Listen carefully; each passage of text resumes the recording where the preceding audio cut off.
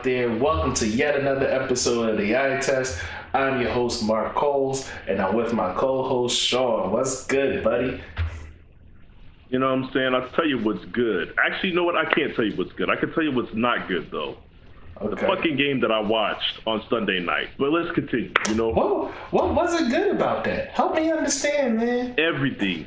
Trash game. Both teams I was not impressed with. And the worst of the worst, Mark. I had to watch my team lose to an NFC East team. Congratulations, the Eagles are in first place. Yes, the first place Eagles. Who would have known that a tie would put you over the top? Gotta love it. Listen, man. Who would have known that one win in after 4 weeks would put you at the top? Who knew that? Hey, listen, man. You know?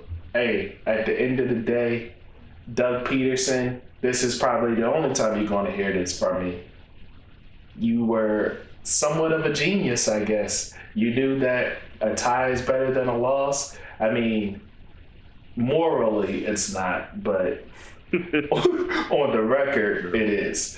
And moral victories are for minor league coaches. So it is what it is, man. We are first place. You are not. And I'm here to collect my flowers. You see, I got my Philadelphia Eagles hat on. You got a bunch of stuff there. You know Shawn said I was going to come in today with a cape, everybody. So I thought for a minute, because this is my trusty Eagles fleece blanket behind me, draped up, for everybody to see. I thought to wear it like a cape, just to keep the same energy. But I was like, nah, everybody needs to see this. Shawn needs to see this. This whole time that we're recording. Man, don't nobody need to see that shit at all. I definitely don't need to see that shit. Yeah, I've seen enough, Mark. I've seen enough. No, this whole time we're recording, you need to see this. Look, man, you know what I think, Mark? You know what I think? I think it's fucking up the feng shui that you got going on in the room right now. You know what I'm saying? It don't really vibe with the rest of the room. You know what I'm saying? I think it's an eyesore, honestly. Maybe you should take that down. Eyesore. You know what was an eyesore? Eyesore. You know what was an eyesore? Nick Mullins. Go ahead and say it. Nick Mullins' quarterback play. That's what was. That shit was terrible. So you would know a lot about eyesores, wouldn't you? No, but I learned a little bit Sunday. Okay. Listen, man. But look, we're going to get into that. We're going to get into that game and much more because, I have to keep the same energy. Thanks to everybody out there that joined in on our live stream while we commentated and talked to the fans during the broadcast of the San Francisco-Philadelphia Eagles game. We would like to do more of that in the future, but basically it has to be a better game than what that was because like at one point we was talking stocks and bonds because the joke was so slow. like we was talking stocks and bonds with fans, and we cover a lot of stuff in sports, and we were talking about LeBron James and a lot of stuff. So it'd be nice to have more of those live streams with the fans over YouTube, and basically get that conversation going. So check out. Let me throw a plug in there real quick, man. Because one of the people that tuned in was my boy Pete, aka Liddy Two Titty. If you're looking for a gaming stream to watch on Twitch, that is Liddy with 2 D's and a Y, and then two Titty with 2 D's and a Y. Liddy Two Titty. Wild name. Very entertaining live stream for gaming. Check them out on Twitch. Yes, please do. Check them out on Twitch. Check us out on YouTube. It's the Eye Test Network. You get to see all the visuals. You get to see the drapery behind me and the hat that I'm wearing, and you get to see my African artifacts in the background as well. So everything that we talk about, you got to get the feel for. And also here and there, we'll have added in clips for each episode that's not available in the podcast.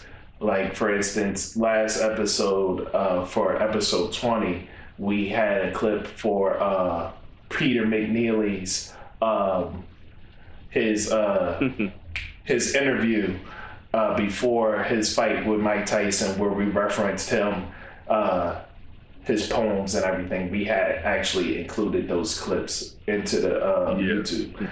So anyway, enough of that. Let's get into it, bro. And today, we're going to start with basketball. And I think where I want to start with basketball, I'll just keep it local. Start right here at home. Doc Rivers officially is the Sixers head coach. And not only is he officially the Sixers head coach, but he had his first press conference yesterday.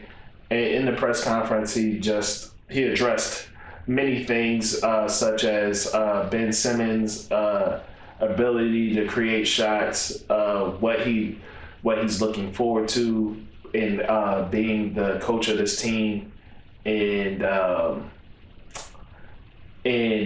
what moves that he possibly be looking to make going forward.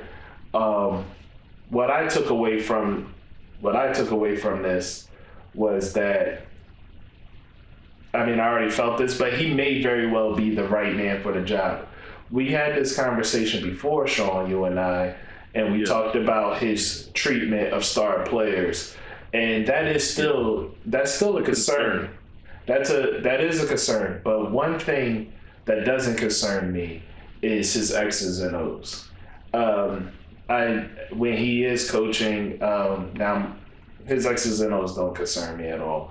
But I want to get more into how I feel, but I want to give you a chance to talk first. Okay, yeah. So when I took a look at what he had to say, I'm telling you, Mark, I felt like he was listening in on our conversations, man. He was speaking about how he felt like everybody tried to be like the Warriors, but everybody doesn't have the shooters that the Warriors have. So he felt like everybody was making a mistake, or everybody made a mistake to try to play their style of basketball. And he said it's not about trying to do that. It's just trying to be the best version of who you are. And then he said he wouldn't, so he just sees it as he's looking at Embiid and his talent, and he's looking at Simmons and his talent, and he's saying these guys are winning 65% of their games together. So they obviously have the talent, they have all these things, but he started talking about positionless basketball, not in the sense of, hey, let's just make everybody a stretch four. Not that. Like, in every sense of, hey, we can play through multiple players on the court at different times, depending on what our lineup is and depending on what we want to do. Basically, the stuff that we talk about, Mark, the things that make a great coach, which would be adjusting having the flexibility to be able to adjust your game plan and tailor it towards the team that you're playing against. That is something that is missing from coaching in basketball these days. It seems as though it's just completely missing. There's only a handful of coaches that I can see with my own two eyes that make these types of adjustments. So everything sounded good to me, but it's hard for me to erase the visuals out of my memory that I just received from him not coaching and not making adjustments and not doing these things. So yes, I 1,000% agree with you. I trust his X's and O's. I have no doubt that he can come up with an offense or a game plan for this roster that you guys have that will maximize their potential, especially offensively. I don't doubt that. Matter of fact, I think he'll have them playing better defense than they played this year. But my issue with Doc Rivers has always been his treatment of players. He lets them do whatever they want to do. And that seems to be a big reason why, at least to me, it's a big reason why Philly hasn't been able to have the success that they should be having down the stretch in games, in big games, and definitely the amount of success that we believe that they should have in the playoffs. So I am curious to see how he handles the personalities of Ben Simmons and Joel Embiid. Okay. Alrighty. I definitely feel you and I understand where you're coming from. Now, here's my thing about all of this. When it comes to these personalities, particularly Ben Simmons and Embiid, I've spoken about it before. They are far too close to ownership, and they felt they didn't have to listen because they had pretty much ownership in their back pocket. Brett Brown, what the hell are you going to do? You'll be gone before we'll be gone. Well, sorry, fellas, but now you're dealing with a real coach, and this guy has a ring. You don't. Trust me, he's probably a more likable guy than you guys are. Yeah. No offense to their character. Like, he's a much more likable guy than you guys are. And not only that, but I listen to Philly radio every day. I live in Philadelphia. Fellas, your antics is wearing thin with the fan base, and the fan base, they love the idea of Doc Rivers. So the fan base will be calling for your guys' head before they call for Doc Rivers' head. And then, like I said, Doc Rivers is essentially holding a lot of the chips here. So these guys kind of have to get on board or find themselves elsewhere where now they have a bad rep underneath them. For instance, Embiid was trying to avoid a sweep because he knows what it looks like on his record. Well, the sweep happened. You have a sweep on your record. You don't want to have on your record you was traded because of personality issues or for issues not listening to a coach. You could have got away with that with Brett Brown because Brett Brown didn't know shit. He wasn't a good coach, and he's never taken a team to a championship or have a ring. Hey, Doc played the game. Not only did Doc play the game on your level, but he's won championships. He's taken teams to the show. You know what I'm saying? You guys haven't done any of that yet. So it's time to get on board. You look like you wanted to interject and say something. What was that? Yeah, earlier, because I just wanted to speak to, not only is he a more likable person, he has the cachet, okay? And what it comes down to is they have the excuse of Brett Brown being a bad coach, all right? Now, there's no way that it's going to be looked at as, man, maybe Doc Rivers is just a bad coach. That's not going to be the case. You're not going to have that crutch to lean on.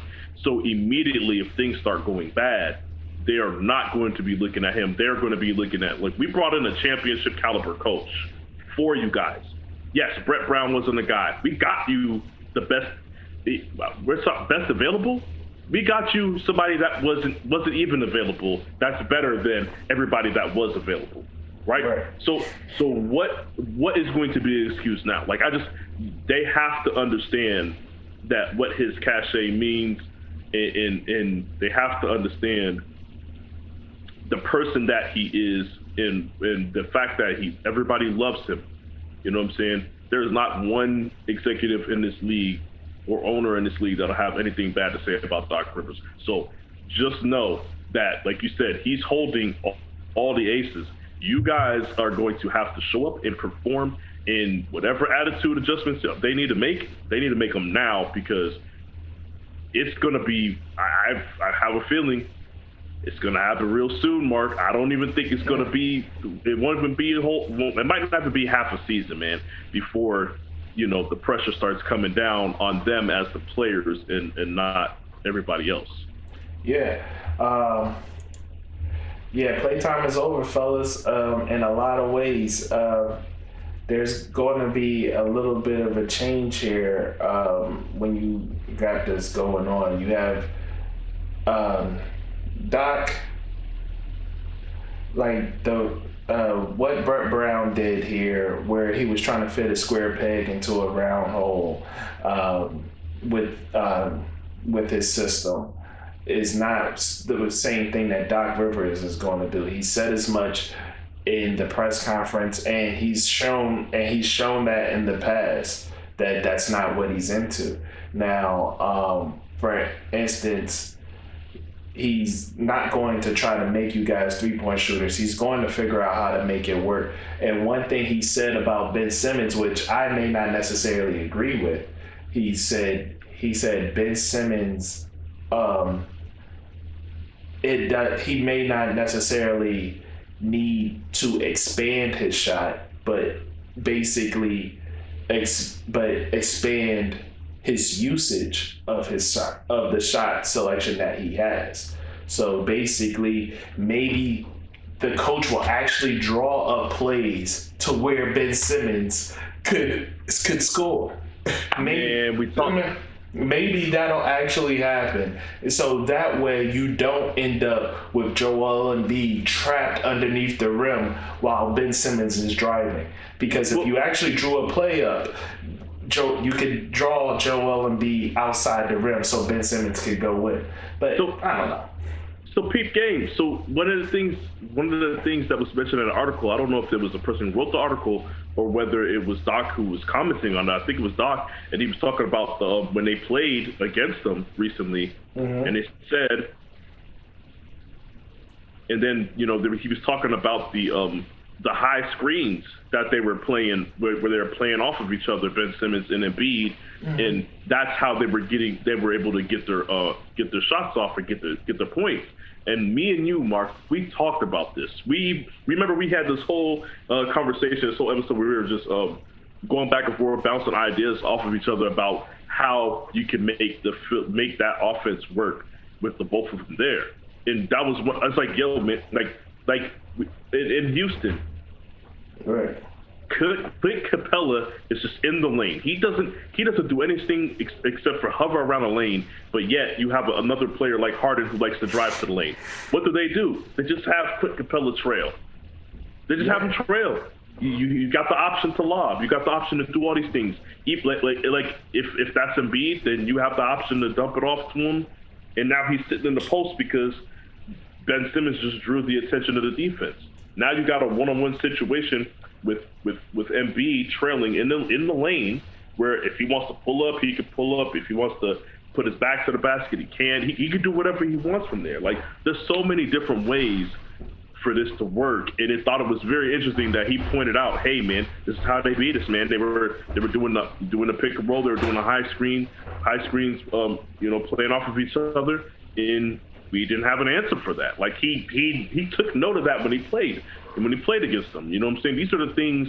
It's the attention to detail that is needed in Philly right now. Considering, I don't even like to use the word non-traditional roster, because I don't believe that everybody's roster should be what the Warriors roster is as far as trying to get a bunch of shooters. But in today's NBA, their roster isn't a plug and play for any coach. All these other coaches are cookie cutter and made to coach with a bunch of shooters. This is not. This is exactly the type of coach that the 76ers need. So I'm excited to see what he draws up. If this man could turn DeAndre Jordan into what he was with the Clippers, a perennial all-star, then I'm just saying, I can only imagine what he could do with a talent with Embiid. And thank you, because I want to speak to that, because we've talked about, and we kind of got on Doc for having these 3-1 leads on teams and kind of wasting them away. But as I sat back and thought about it a little bit more, and maybe I sat back and thought about it a little bit more because he's now with the Sixers. And speaking of him, I don't want to lose this thought. So I also want to bring up the fact that Doc didn't have to take this job. The Clippers still owe him money for 2 more years. He could have went fishing and just collected a check. Him taking this job meant he wanted the job. He wants to still coach. Because he could have just collected the coach's check from the Clippers and been good. But he came over here, so now the Clippers are off the hook. And now he's collecting the check for the Sixers, but he actually has to work for it. So understand that he wanted the job. He wanted the challenge. Now, back to my point. Shit, I kind of lost it. What was I talking about prior to that? You were talking about the 3-1 losses and all that yes, stuff. Thank you. The 3-1 losses. Yeah, when with the 3-1 losses, I thought about it a little bit more, and I sat back and I thought to myself his rosters, because I've spoken many times about how I do not believe in PG in the playoffs at all. And sure enough, PG was the issue in Game 7. You know what I'm saying? He was the issue several times throughout that series. And so, and also Kawhi was an issue at certain points as well. Now, when it comes to PG has shown that it's not his coach. Because he'll do that no matter where he's at, no matter what team he's on. That's the result you're going to get in the playoffs. So I can't blame Doc for having PG on his roster. That's who PG is. He's going to do that anyway. And then when I go back to his Clippers rosters and I think about it, I'm like, Doug, outside of Chris Paul, who is truly about this life to where you think they should be a champion? Because last time I checked, Blake Griffin is more concerned about being a comedian than a basketball player. He's more concerned with breaking his fist on people's faces. Hey man, Blake is out there. He was wilding. They're still friends. Look, man, I'm just saying, but you know what I mean? You never punched a friend in the face before? I mean, come on. Not to where I broke my fist. No, I don't think I've ever done that before. Nah. You being all right. So, you know what? We gonna do this. We gonna do this. Okay, nah. Let's just move right past that. Okay. Nah. So let me. So here we go, man.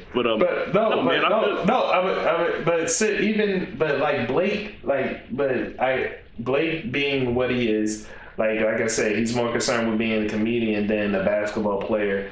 And DeAndre Jordan, we've by far have seen the best version of DeAndre Jordan under Doc Rivers than under anyone else. So maybe that was just the height of the level that team was capable of, especially when you have KD in the West, you had Steph Curry and Clay. It was still going up against the Spurs. Yeah, exactly. And you had the healthy Spurs. So you had super teams against your Clippers, who is DeAndre Jordan, who doesn't measure up.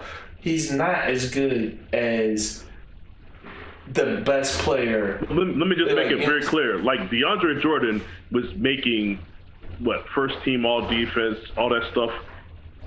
Great defender. There was absolutely nothing that he could do with Tim Duncan. Exactly. There's nothing he could do with it. You know what I'm saying? Exactly. So when I really think about those 3-1 leads and I think about what was going on, maybe that was just the best that they had, because looking at his roster, did you look on paper, would you say that the roster he had was better than whoever won in the championship? No. You would never have looked at his roster and said, oh, the Clippers is better than the Warriors. No, you wouldn't. You never thought that. You never thought the Clippers were better than the Spurs. You never even thought that the Clippers were better than OKC when KD was on OKC. Like so, Yeah. and you never thought the Clippers were better than any team LeBron was on. You just always thought, well, the Clippers can make some noise this year, but that's exactly what they did. They made noise every year, and so maybe that was just them maximizing the level of potential that they had. Yeah, man. You know what? I think people just got enamored with the Clippers because they were one of these teams that could put up buckets, man. They could score. They were a high scoring team, and that made it look like it made it seem as if they could win. And I'm like, but like you said, when you put them up against the teams that were floating around the West, I literally would have to look to the fourth best team and be like, well, at that time, the Rockets with, we're talking about the Dwight Howard, who else was on that team? Was it Chandler Parsons? Mm-hmm. Like, we're talking those Rockets. They were pretty much close to those Rockets. That's like probably the only team that you could say, okay, well, maybe you probably could beat them. But, you know what I'm saying? But yeah, they were not. But I think it's a combination of Doc Rivers being a coach, them being able to put up points, and Chris Paul being who he is. And then you had an electrifying player like Blake Griffin. Blake Griffin was putting up some wild numbers, but once again, I'm with you. I'm starting to think that Doc Rivers, you know what I'm saying, is the person that was allowing this to happen. Like, I think Blake Griffin is great, in his prime was great, but I'm questioning whether or not Blake Griffin would have put up similar numbers elsewhere. Under any other coach.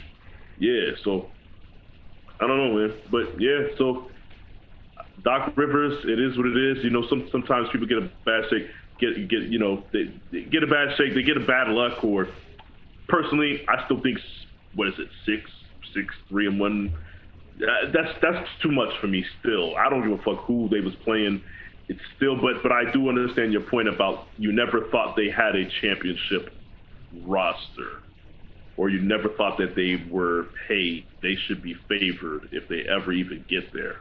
Exactly, which is my exact point to that situation. But just to transition and move away from that conversation a little bit, I do want to talk about Isaiah Thomas. Isaiah Thomas recently said that he finally had his surgery and now he has full range of motion in his hip. He feels way better than he's ever felt. He said basically it was like he was trying to play on one leg. So, why did you wait 3 years to have this done? Like, that's insane to me. And two,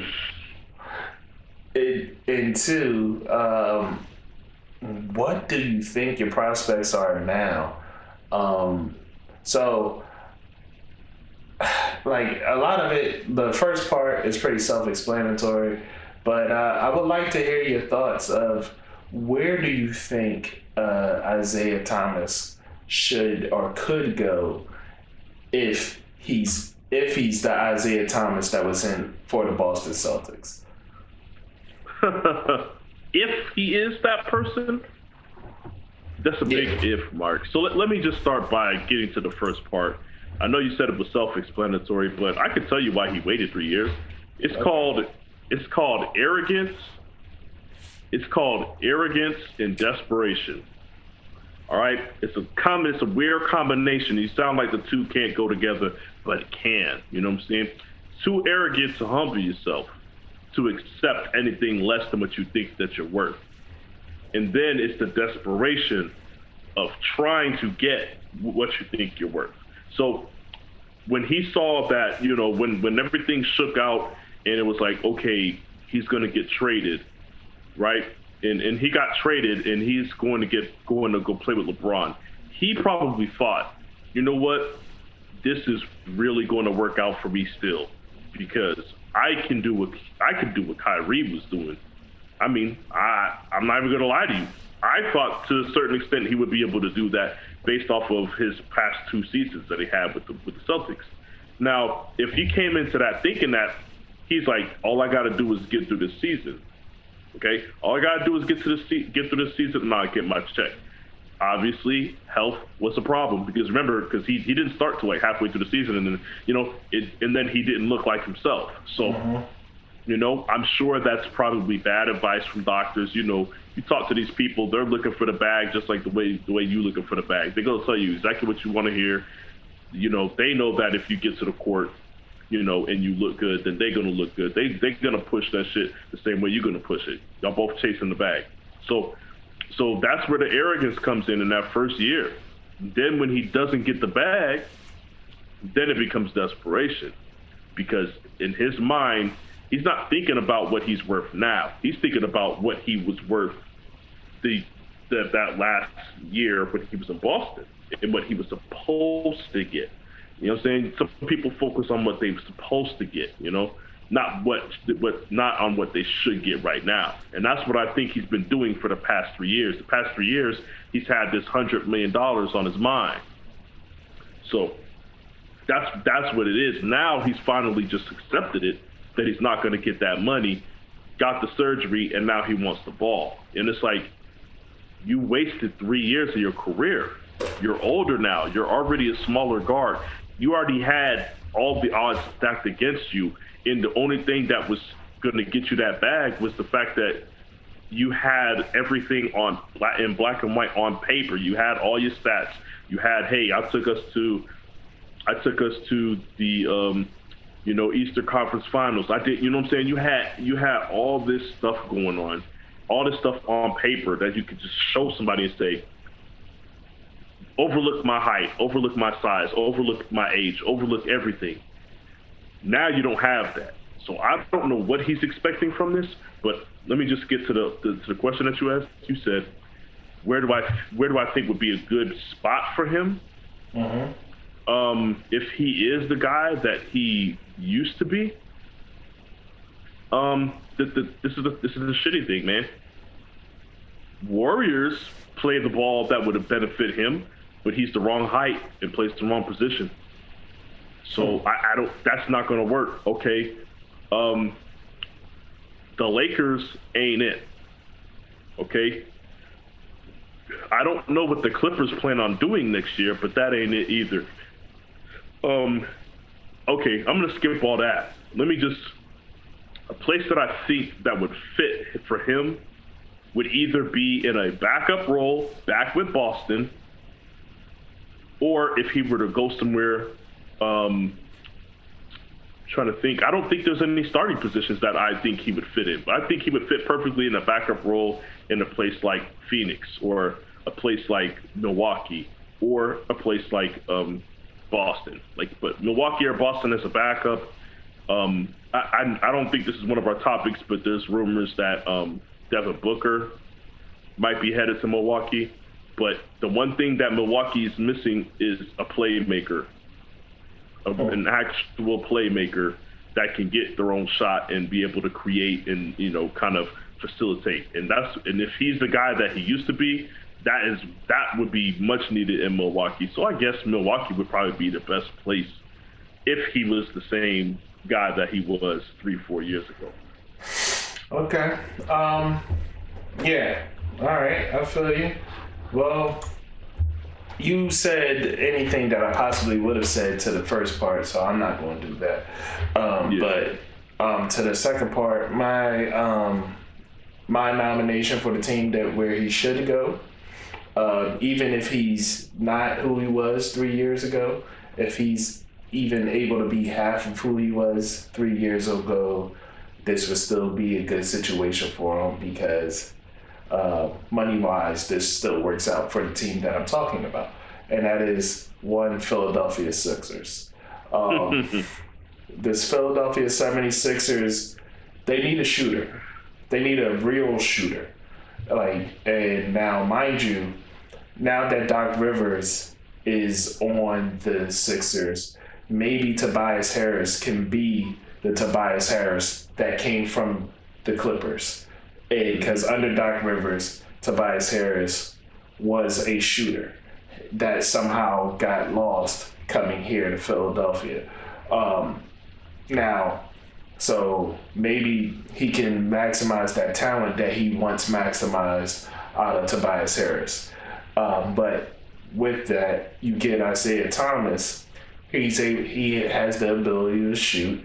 He is, and like he might not be a sharp shooter, but he is a shooter. So, and you need somebody that has some sort of outside shot. Isaiah Thomas has that, and you need another ball handler. Like Shake Milton isn't going to cut it.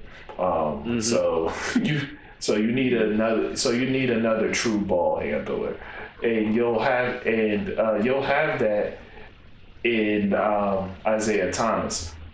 Now, traditionally, I do not suggest misfit toys for teams because bargain bin. I do not suggest the bargain shopping in the bargain bin. But for the Sixers, because of the cap space and the situation that the previous regime put this team in, and I would suggest this because the cap space is tight. And so Isaiah Thomas is going to come to you fairly cheap. So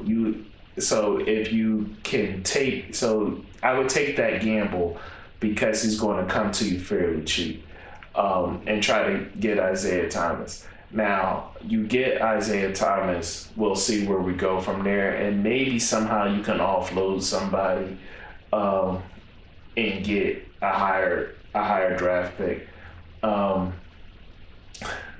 Like honestly, I would try to get into second and get LaMelo, me personally, simply because you want somebody that will enjoy the ball, having the ball in their hand and it being all about them. The only issue with having LaMelo is that you also have a Joel Embiid who probably has the same maturity level as LaMelo. But I'm just saying it. Joel Embiid has the maturity level. You're not wrong. He has the maturity level of a 17-year-old kid. So him and LaMelo would be right there with each other, and because they both are ball hogs and have diva personalities, I see them button hits. But outside of that, LaMelo would be perfect for this team. But like I suggested before, I would possibly trade Ben Simmons to get LaMelo, and that's how I would run the team moving forward. But anyway, I digress. Back to Isaiah Thomas. I think the Sixers is the best option for him, and I hope that he is himself again, because I root for him, because like we said many times before, he is the perfect example of why players should not put it all on the line for the team. If your bag isn't already secured, fuck that team. Yep. So basically, because the way that the Celtics did Isaiah Thomas was absolutely wrong. I'll never agree with it, and so I hope for the best for him. I don't have anything else on that. Do you? No, man. I think we're good on that. All right, cool. So moving on. Now we're going to get into these finals, man. We mostly been avoiding the finals the last two episodes because, well, quite frankly, up until Game 3, it's been fairly boring and quite predictable for how it was going to play out, and why have a conversation if the conversation is going to be fairly short. But now that we have some build up and we've seen some things play out, we're going to have this conversation. So first, I want to say shout out to Jimmy Butler, Today is it's Tuesday, 10/6/2020. Jimmy Butler played in Game 4. He damn near had another triple-double tonight, but I'm here to talk about Game 3 because, and we'll talk about Game 4 on the next episode. But in Game 3, Jimmy Butler went off. Jimmy Butler gave it his all. 45 minutes of pure heart. Like one of the nastiest triple-doubles I've ever seen, and he exhausted himself, and he deserved that win. LeBron played as well as he could have in that particular game, but it wasn't enough, and in the loss, LeBron took off on the court earlier than expected. He was frustrated with the play call, and he thought that the game was over, so he stormed off the court. My issue with him storming off the court, it comes from a place of you being the person that typically gets the favorable call, and now you want to be frustrated because you didn't get the favorable call. I do not like it when superstars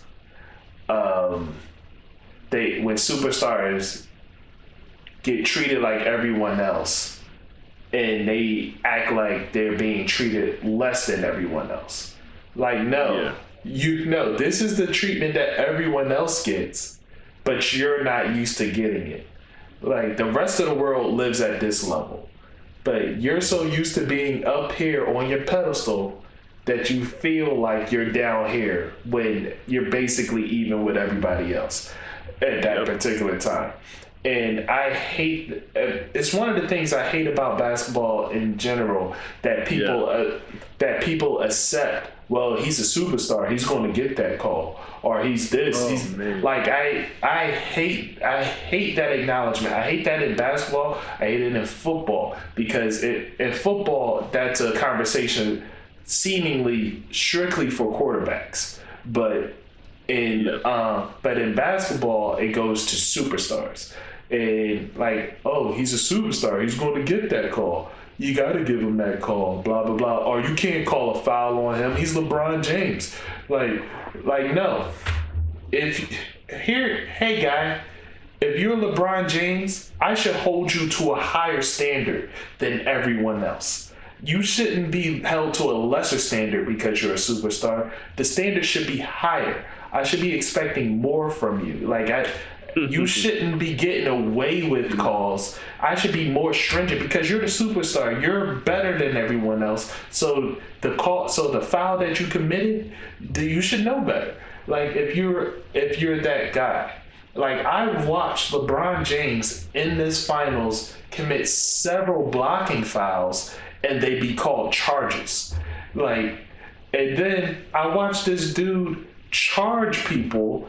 I watched him charge people or dunk on people that's not even paying attention to him, and he wants to flex his arm and tap his muscles. Dog, what are you doing? Man. This dude was facing a whole nother person, and you put your nuts on his back, and now you flexing. That don't make no sense. Now you flexing your arms and showing your muscles, man. Get out of my face with that, dog.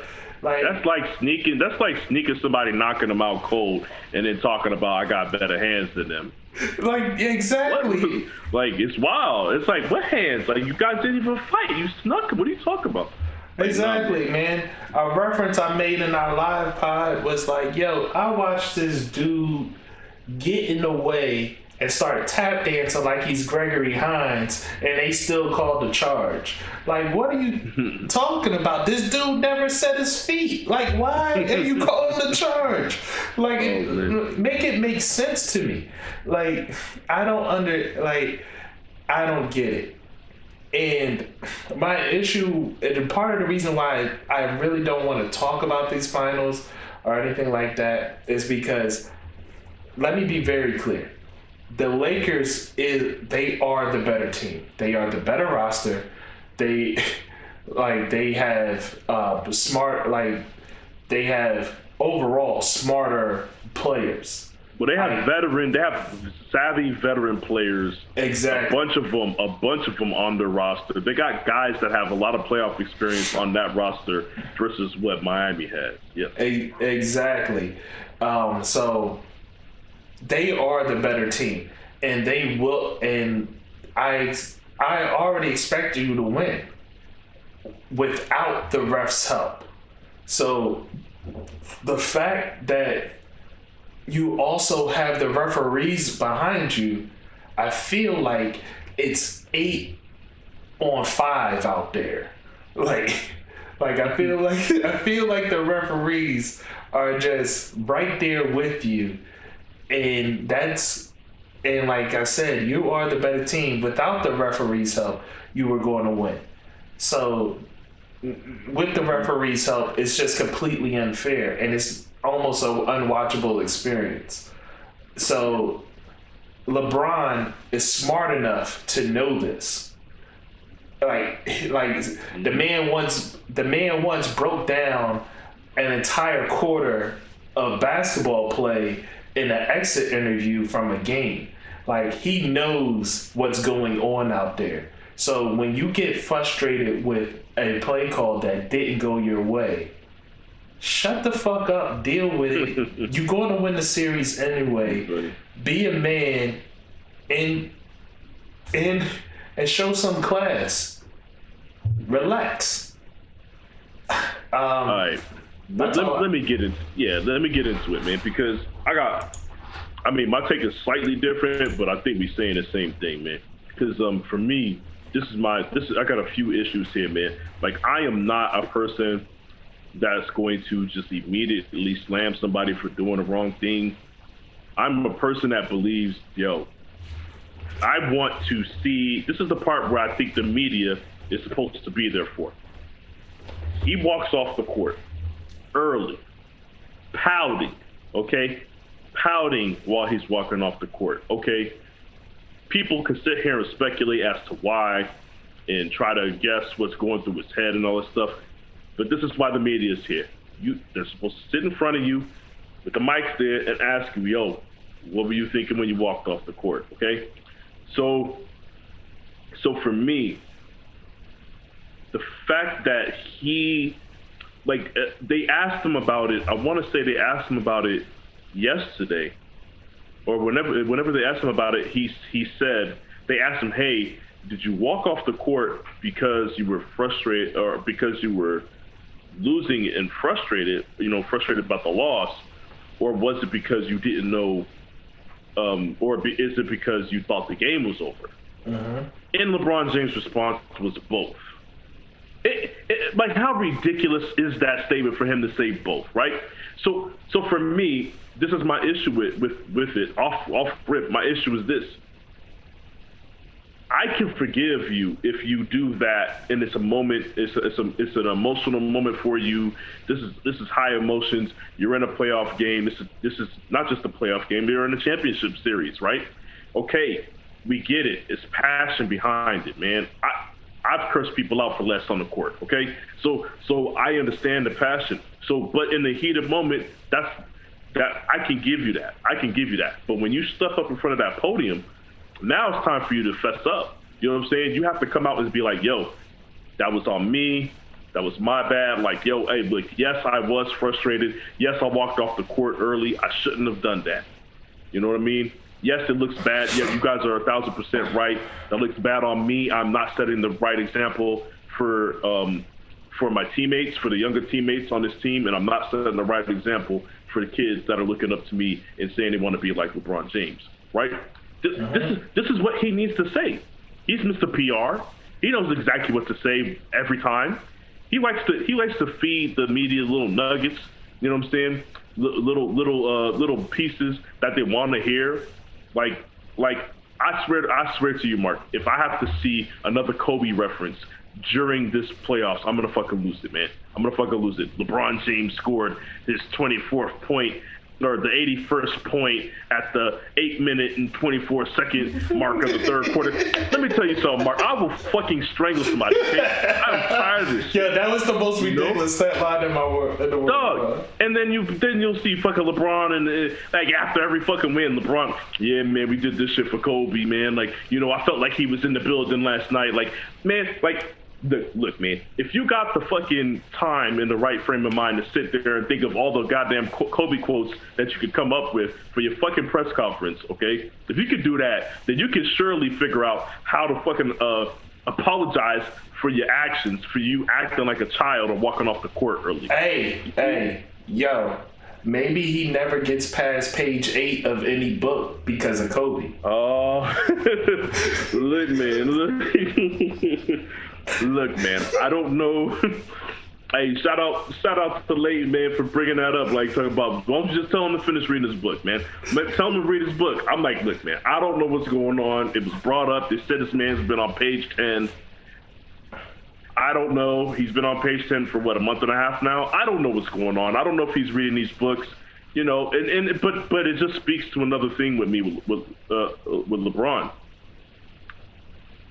I hate the fact that he uses his time in the spotlight and in the media and on social media to put on a show. He does this a lot. He puts on a show. He wants to do everything that's going to put him in a certain light, in a good light, or he's going to. We talked about this before in an earlier episode. I feel like most of the time when he says something positive or he says something about the way he feels and something positive, he feels like that. I think 40 to 60% of that is exactly how he feels. The extra 40%, the extra 60% that he puts on top of it to amplify it, to make, you know what I'm saying, to really hype it up and everything is what I have a problem with, man. And that's what he does with everything. Now, which is, I mean, everything, down to him getting fouled, flopping, he's putting that little extra on it, you know what I'm saying? Everything. But in a moment where we just want you to come out and be genuine and say, yo, look, man, I shouldn't have walked off that court. Like, there's no excuse in the world for you. They asked you, they set your ass up perfectly. Was it because you were frustrated because of the loss? Or was it because you didn't know whether the game was over or not? Like, they put the bait there for you saying maybe you didn't know that the game was over or the game wasn't over. Like, they set the bait trap for you and you took the bait, man. You took the bait and you made yourself look stupid. No. Both. It was both. You know what I'm saying? Like, look, man, LeBron James got to cut this shit out, man. Because, like, and I get it. I've seen people walk off the court before.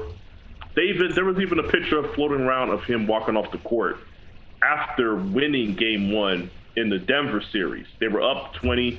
He walks off the court with 2.5 minutes left. This shit happens. But you are LeBron James. You are in the finals. You know every single camera is on you. And you know they're going to ask you about it in the press conference. In the fact that you refuse to humble yourself and just be like, yo, I made a mistake. That same refusal of humility is what he displays on the court when he commits a foul and he gets called on it and he goes crying to the refs. Yeah. Okay? So it just speaks to a bigger issue with him to me. And that's what I saw when I saw him walk off the court and then give the response that he gave, you know, about why he did it. Okay. Well, fair enough. Now, to be fair to LeBron, like, him saying both was an admittance that he was frustrated, and maybe it was also an admittance that he was wrong. But either way, Mark, that's like if I ask you, like, yo, man, you don't even feel bad about what you did? Aren't you sorry? And you just be like, yeah. Like, you're not even saying that you're sorry. You just say the words, yeah. Like, yeah, I guess. You know, that's what it was. Like, no, he needs to say it, Mark. I'm not letting him off with that as being an admittance of guilt. No. Right. Well, you know what I'm saying? I feel you. And I I don't want anybody ever thinking that like it's the hate LeBron train. Like, dog, the dude is the number 2 basketball player of all time, and he's most certainly the best in the NBA today. So it's just, if you are that, I expect you to live up to that. And maybe sometimes and I'm gonna be completely honest, it may be unfair at times to expect you to live up to that at all times. But that's what comes with the status and the job. Or when you reach that height, these are the conditions that you're held to. So, but you can't go out there and fully embrace the spoils that come with that. But then when the negative shit comes, you got to take the good with the bad, man. And that's right. What it is. And you talk about you don't want it to come off as being a hate LeBron thing. Like, and I know maybe the fans don't know, but you know me and you've seen me defend LeBron a million times over, and you know that I'm a huge LeBron fan. So for me, I'm saying this, but like I said, I'm not going to sit here and sugarcoat it. Like, I'm gonna keep it a buck, like most LeBron fans do, where they just act like he doesn't do anything wrong. Like, I'm not that guy, so I'm gonna call it what it is. Mark, if I walked off the court early, and that was my situation, and I got in front of the podium, I would fess up to it. But I know your character, Mark. You would probably fess up to it too. So I would fess up to it and say I'll do it again. I don't care. but you know this. I can't even respect that though. This is what I'm saying, Mark. Him giving the answer that he did was like, I'm just gonna play the middle of the road, leave it up to interpretation. I would even take like Charles Barkley's a dude that'll be like, fuck him, I'll do it again. Like, yeah, like I can respect that though. You made a decision and you stuck with it, or you made a decision, or I should say maybe you made a mistake and then you fessed up to that. You know what I'm saying? Like, right. Hey, I did make a mistake. Like, that's what I was saying. I was like, yeah, it wasn't right. I probably shouldn't have did it, but at the time, it felt right to me. So, like that's what, like, yeah. Like, you might not like this answer, but it's the truest answer you're gonna get. Like, yeah, you know how much respect I got for Barkley for his whole I'm not a role model shit. Yeah, like that, like, yo, man, like it was so good. I remember he got a lot of flack for it, and then next thing you know, he's doing commercials about it. Like he got a whole endorsement off of the whole I'm not a role model shit. So I mean, people respect it on a certain level. Right. The honesty. I feel like LeBron knew he made a mistake, but he's not being honest about it when the microphone's in his face. Fair enough. Okay, so let's get out of basketball, get into our other topics. So this topic I've been sitting on for like 5 episodes now, and it just kept hitting the back burner because way more important stuff was going on in sports. But now, even now, there's other stuff going on, but I just gotta get this out. All right, so this Mike Tyson, Roy Jones fight is coming up very soon. It's scheduled to be in November, and the more I hear about it, the more it feels like a circus to me. As this fight goes on, as the build-up for this fight goes on, we had the change of the dates. We've gotten details of the fight. Now, I'm going to speak to the details first. In the details, there will be no scores. So this is only an 8-round fight, which is fine. The 8 rounds is fine. But the fact that there is no scoring of this fight, like, this is, so basically it's a glorified sparring match. And also the fighters have been encouraged to not go for the knockouts. So this is supposedly a display of talent. Now, with that, this could go either way. It could go to where we get exactly that, or we get like the Mike Tyson that we're hoping to get. But with some of the things that are coming out, I'm starting to lean to that we're going to get what is on paper, which is a display of talent. Because what I'm hearing from Roy Jones sounds made up. I don't believe any fighter that's about to step in the ring across from someone would ever admit this. Like Roy Jones said, I may have made a mistake in signing up for this fight. Like, no. No fighter will ever admit that. Like, I don't care who you are. Real quick, reference Peter McNeely. Exactly. Reference Peter McNeely. Peter McNeely probably knew he was going to die, and like he just yes. He was like, "Look, you can pay me whatever amount of money. I'm just gonna take this ass whooping. It's probably not gonna last too long, but I'm gonna take my bag and I'm gonna roll out.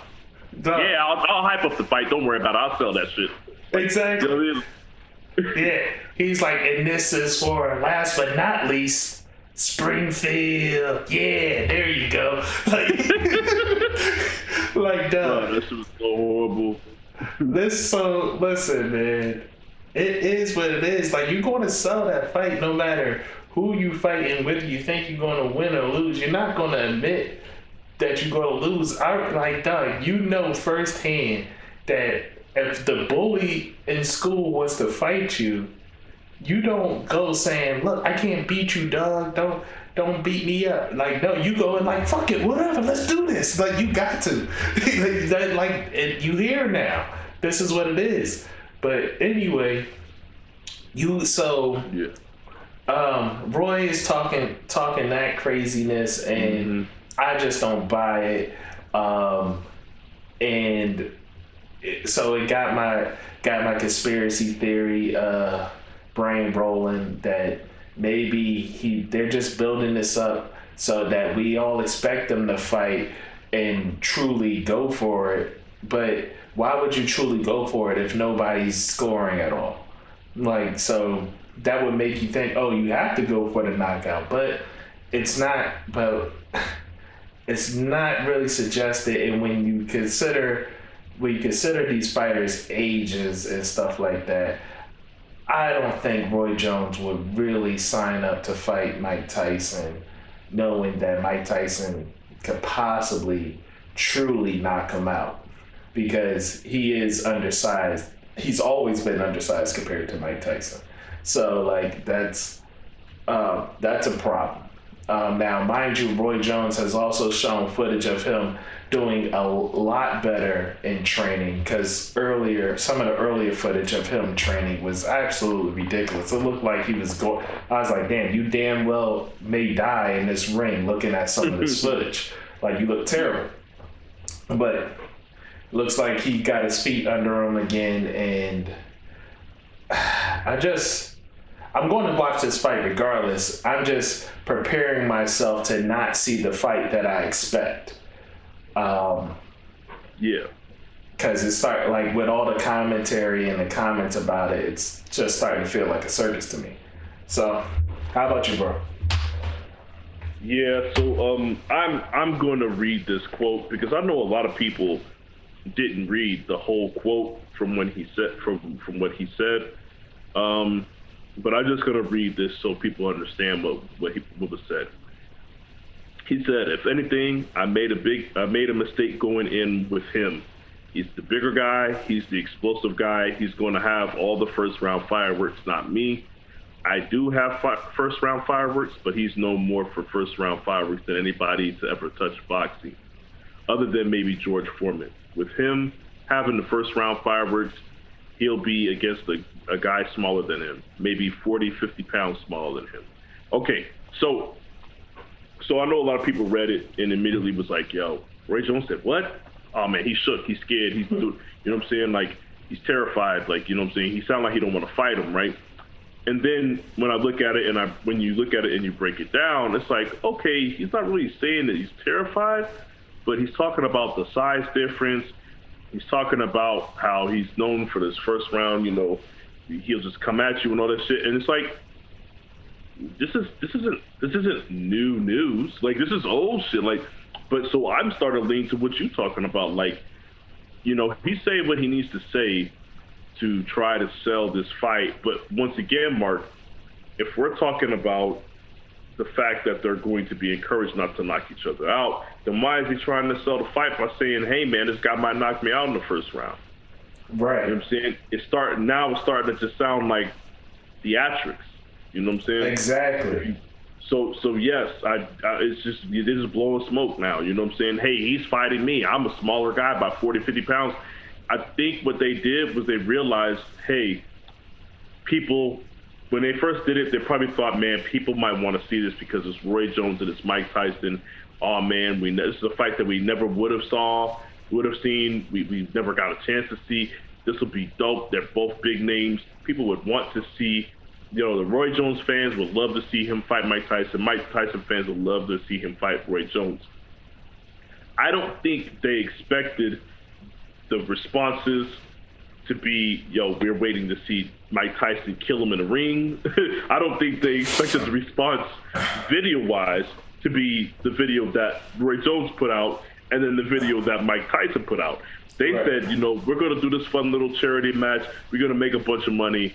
And then Mike Tyson started training like he's going to fight a fucking tiger. So I don't know. Like, so he's training like he's going to fight a grizzly bear. So they're like, wait a minute. Well, this shit's not what we're trying to promote. Like, this wasn't what we had in mind. But they saw the dollar signs in the hype around people just wanting to see Mike Tyson beat the dog shit out of Roy Jones. Right. So I think that's when they may have, Roy Jones, I do believe that maybe he was starting to feel a little disrespected at one point, but I think somebody talked them into it like, no, this is going to be a bag for sure. Like, they probably talking to him like, look, man, you think people watch Pacquiao Floyd? This is going to do Pacquiao Floyd numbers. So now, you know what I'm saying, it's one of those things to where it's like, okay, look, man, and it's for charity, we're doing all shit. Like, so they're probably like, yo, this is going to do huge things. So, hey, man, look, if you got to play along and act like Mike Tyson's going to knock your head off, even though you might not believe it, then go ahead and play up to it, So that's what I feel like is happening. That's what I feel like is happening. But I honestly think it's just the promoters changing their game plan based off of what the fan reaction has been on social media. Yeah, so and it's with that, it's just way too much theatrics for me.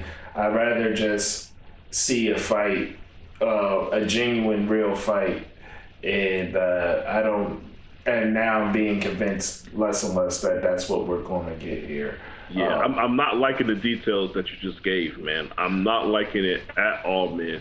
Yeah. Not scoring it? Come on, man. How many butterbean fights have I seen and they scored them motherfuckers, man? Come on, stop playing. Stop playing. Exactly. So, like, this is just it's a glorified sparring match that we're going to get to watch. Hopefully, I mean, they were even encouraged to wear headgear, but I think the only reason why they're not wearing headgear is because basically, if they were wearing headgear, everybody would check out. Like, this shit is basically going to be a Harlem Globetrotters basketball game. That's fair enough. I've seen at least 3 since I remember being little. I've seen a couple in Baltimore. You know what I'm saying? Like, nah, man, it's gonna be a fucking Harlem Globetrotters basketball game. Is what this is gonna be. You know what I mean? But it is what it is. But you know what? Me and you, we're watching to see if Mike Tyson can stay in character in the character of making it an exhibition fight. All right. I don't know if he can. He sounds like he doesn't believe he can. So that's why I'm gonna watch it. I want to see. I want to see the untamed beast. You want to see the switch? The switch go off. You know what I'm saying? When you see these circus people and they got the tame lions and they're all fucking with them. They're all teasing them with stakes and shit, and they all walking on their hind legs. They snapping at them. They just going down. They got them playing dead and shit. I mean, you mean to tell me it's not exciting when you see one of them motherfuckers turn? You're like, ooh. Oh no, he remembers all those times. Hey yo, you got everything that's coming to you. You earned it. Like you couldn't just have him do regular tricks. You had to have him do humiliating tricks. Okay, like I'm waiting to see the so-called tamed lion attack its trainer. Yes, that's what I'm looking for in this match.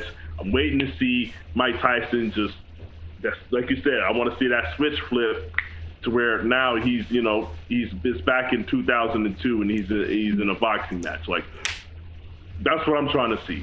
Right. That would make for an exciting match.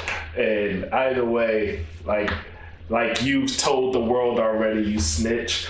I steal shit, so it's all good. You steal shit. Hey man, look. It is what it is. All right, so listen. Anyway, transition. Hold on. Excuse me. Sorry, lost the earpiece. But moving from possibly fake fight with fake beef to real beef. There's real beef in these streets, Shawn. I don't know if you know this, but Jalen Ramsey and Golden Tate got real issues with each other, bro. Like, they really don't like each other. And it all came to a head on Sunday afternoon when the Rams played the Giants. So, should I lay the backstory for us? Or should I... Go for it, man. Lay the backstory, because, I mean, I know, but I don't know if the viewership, you know what I'm saying? I don't know if the listeners know. All right. Well, shout out to my cousin Brian Fuller, because he didn't know about this, and so I'm gonna lay the backstory for him. All right, here we go. Jalen Ramsey was in a long-term relationship with Golden Tate's younger sister. So much so that they had 2 children together. And while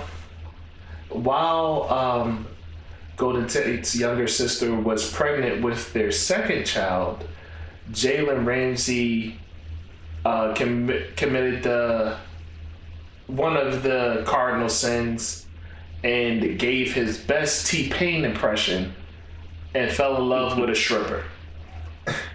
And in falling in love with a stripper, he left his family and said, "Fuck you niggas, I'm gonna be with this pole humper, and pole humper, and we're gonna get this popping over here." So Golden Tate didn't take too kindly to that, and he had obviously, and ever since then he's had real issues with Jalen Ramsey. Golden Tate has said that he's brought up these issues before.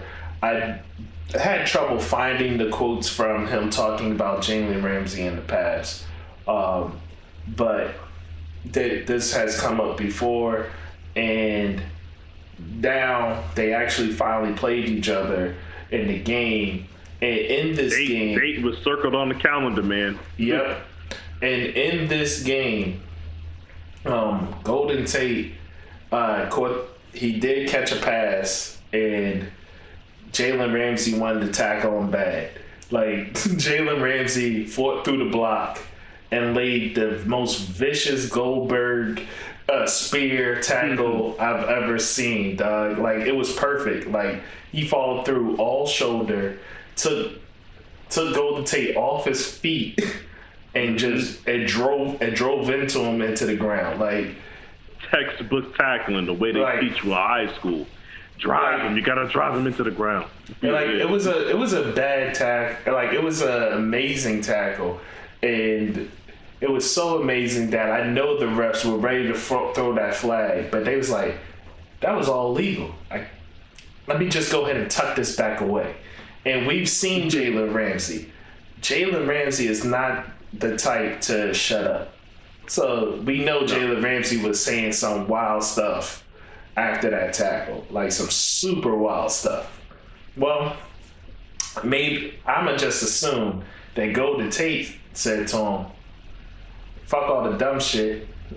We could get it mixing when it's over." Like, or maybe it was just understood. Like, we gonna get it mixing when it's over. So as soon as the clock expires, these two meet each other in the middle of the field like they was preparing for a gunfight duel. Like, like they just walked up like they was ready to take their 10 paces and then just started getting it popping. Like so they started fighting, but that was the backstory. Jalen Ramsey basically he dipped on his family to go be with a stripper, and Golden Tate didn't like it. So I'm gonna ask you, Shawn, how you feel about that? First off, I would just say that Jalen Ramsey is flagrant in every sense of the fucking word, man. How are you gonna do what you did and then have a problem with Golden Tate?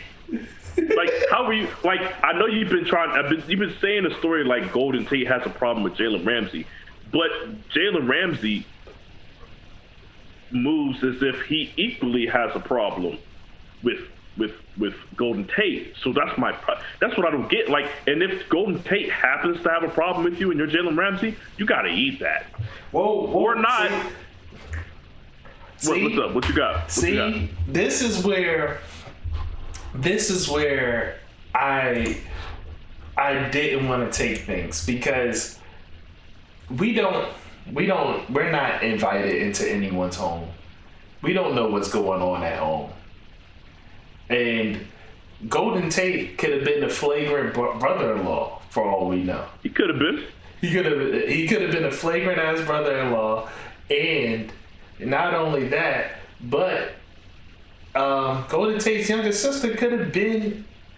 She could have been a terrible woman to Jalen Ramsey. I'm not saying that she was, but the possibility is there. Baby Jalen Ramsey was just unhappy with the woman he was with, and he was just waiting to exit. Now, mind you, do you think he knew this stripper before or after he left, Mark? I don't. You know what? Don't answer that. I don't know. I don't know. I asked you what you think. I asked you what you think. I asked what you know. I asked what you think, Mark. All right. Well, let me paint this. Let me paint a scenario for you, bro. Let me paint a scenario for you. Paint the picture for me, please. Okay. Paint it. So, in this world, I'm looking at a man that has a child with a woman. The relationship has soured already. You know what I'm saying? He's ready to move on. He meets a young lady, but he's holding it together for the kid. You know, he's holding it together for the kid. So in holding it together for the kid, you know, you have your good days, your bad days, but overall, you're ready to go. So, and ready to go, maybe one good day, he meets the woman that he's ready to leave with, and he's ready to go. But nope, you had that one good day with the ex, and y'all decided to sleep together. And in that one time sleeping together, she becomes pregnant. And so now you feel stuck because you got a pregnant woman here, but you have somebody that you truly love over there. So you have to leave and escape for true love. Maybe true love had to prevail there, sir. Maybe that was the issue. Like, let Maybe me stop that was right there. True love. Mark, see, I don't know if you're trying to do this on purpose. You know, I understand. You know, we're trying to do this sports thing. Stephen A. does this sports thing. You know, Stephen A. makes appearances on soap operas. Are you trying to write for soap operas? What are you doing? Do you do that already? Are you trying to write a novel, Mark? What are you doing? Because this sounds like some real Tyler Perry type shit that you started off good and then you just went off the deep end, dog. This is what we doing? This is what you riding with Ramsey, huh? I'm not riding with him. He found the love of his life in a strip club right after he got his girl pregnant. You know what, Mark? You know what? I'm gonna get off of this because clearly. Yo, you can't find love in the club? You are taking Dog, hey, look, you can. Usher found love in the club, right? Yeah, he was single too. But anyways, but anyways, we go. So yes, look, man, you made a terrible argument. This motherfucker Ramsey is flagrant, and if it went down the way that you just said it did, it's definitely still flagrant, dog. It's definitely still flagrant. So let's keep it a buzz. So you went and got a chick. So you went and got a chick that you don't even like pregnant. That's flagrant. No. Oh, no. Stop. No. No. Niggas get, time out. People get women that they don't like pregnant all the time. It happens every day. And they flagrant, Mark. I'm telling you right now, they flagrant. So one night stands. Every one night stand ever is flagrant. No. Okay then. Women pop up pregnant from one night stands. Wrap up. They don't just pop up pregnant, motherfucker. You went raw. Hey, they don't. People. Either way.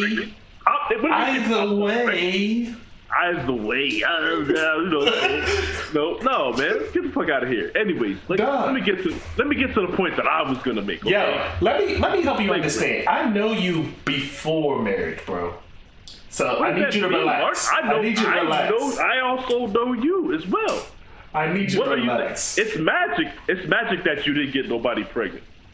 It's magic, huh?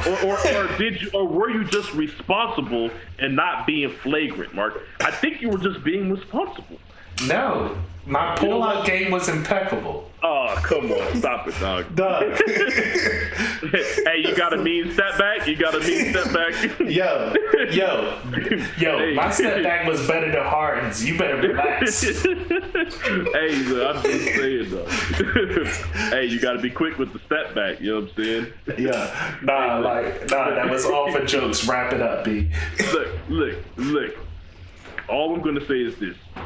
For that situation, the one thing that my one takeaway from this is they handled it like men, like men should. They handled it like professionals. These fools could have scrapped right there on the field and put their personal beef above their teams winning the game, but they didn't. You know what I'm saying? They kept it professional. They said, "Meet me at the flagpole." Okay, cool.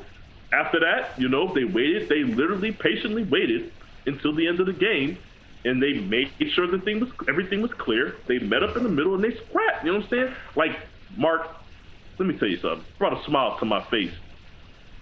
Seeing these men handle themselves in the old school way. You know what I'm saying? None of this. They didn't go on Twitter. They didn't do none of that bullshit. You know what I'm saying? They said, "Look, it's go time. Let's do this." They met up in the middle. Nobody tried to sneak anybody. Nobody swung a helmet at nobody. You know what I'm saying? Like, these dudes squared up like men, and they handled their issues the old school way. Salute both of them. That's my takeaway from this fight. You know what I'm saying? I was proud. That part was absolutely commendable. That it was no pussyfooting around. It was you have offended my honor, sir, and now you must prepare for a duel. That's exactly what happened, dog. One pulled off his glove, slapped it across the face. The other one was ready for war. That's exactly what happened. I appreciate that portion of what went down. All right, now that that's out the way, let's get into it, bro. Let's get into these games, man. Outside, we'll save your team for last. But any other games interest you from this weekend?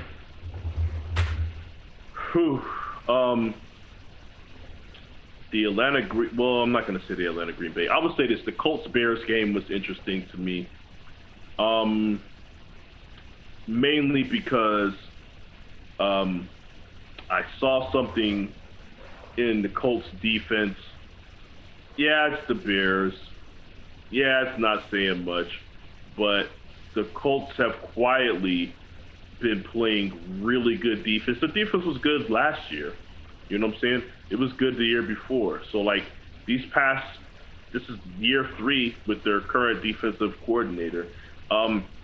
this defense seems to finally be gelling and coming together at the right time.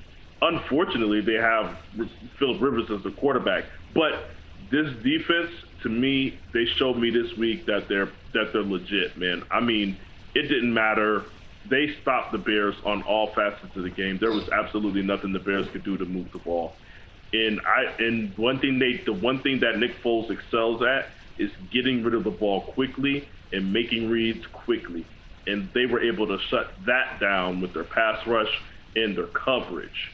So, yeah, it seems like them picking up DeForest Buckner was exactly what they needed to that extra finishing touch for their defense, because now they not only have guys and corners and safeties that can cover, but they have a pass rush.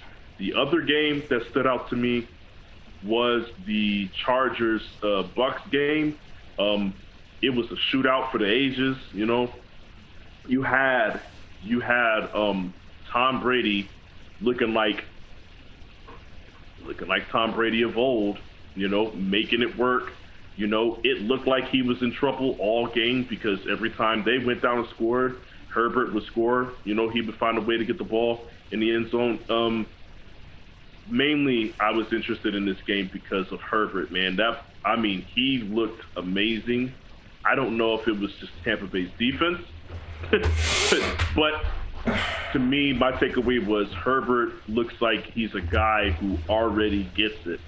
He already knows when to get out of the pocket. He knows when to roll out. He knows when to scramble. He knows when to throw the ball. He knows when not to throw the ball. Like all the minute details that it takes guys coming out of college to understand and for them to adjust to NFL-wise. Usually it takes them 2-3 years to adjust. Herbert is in his third game and he's already adjusted. That's scary. He's had a couple of interceptions.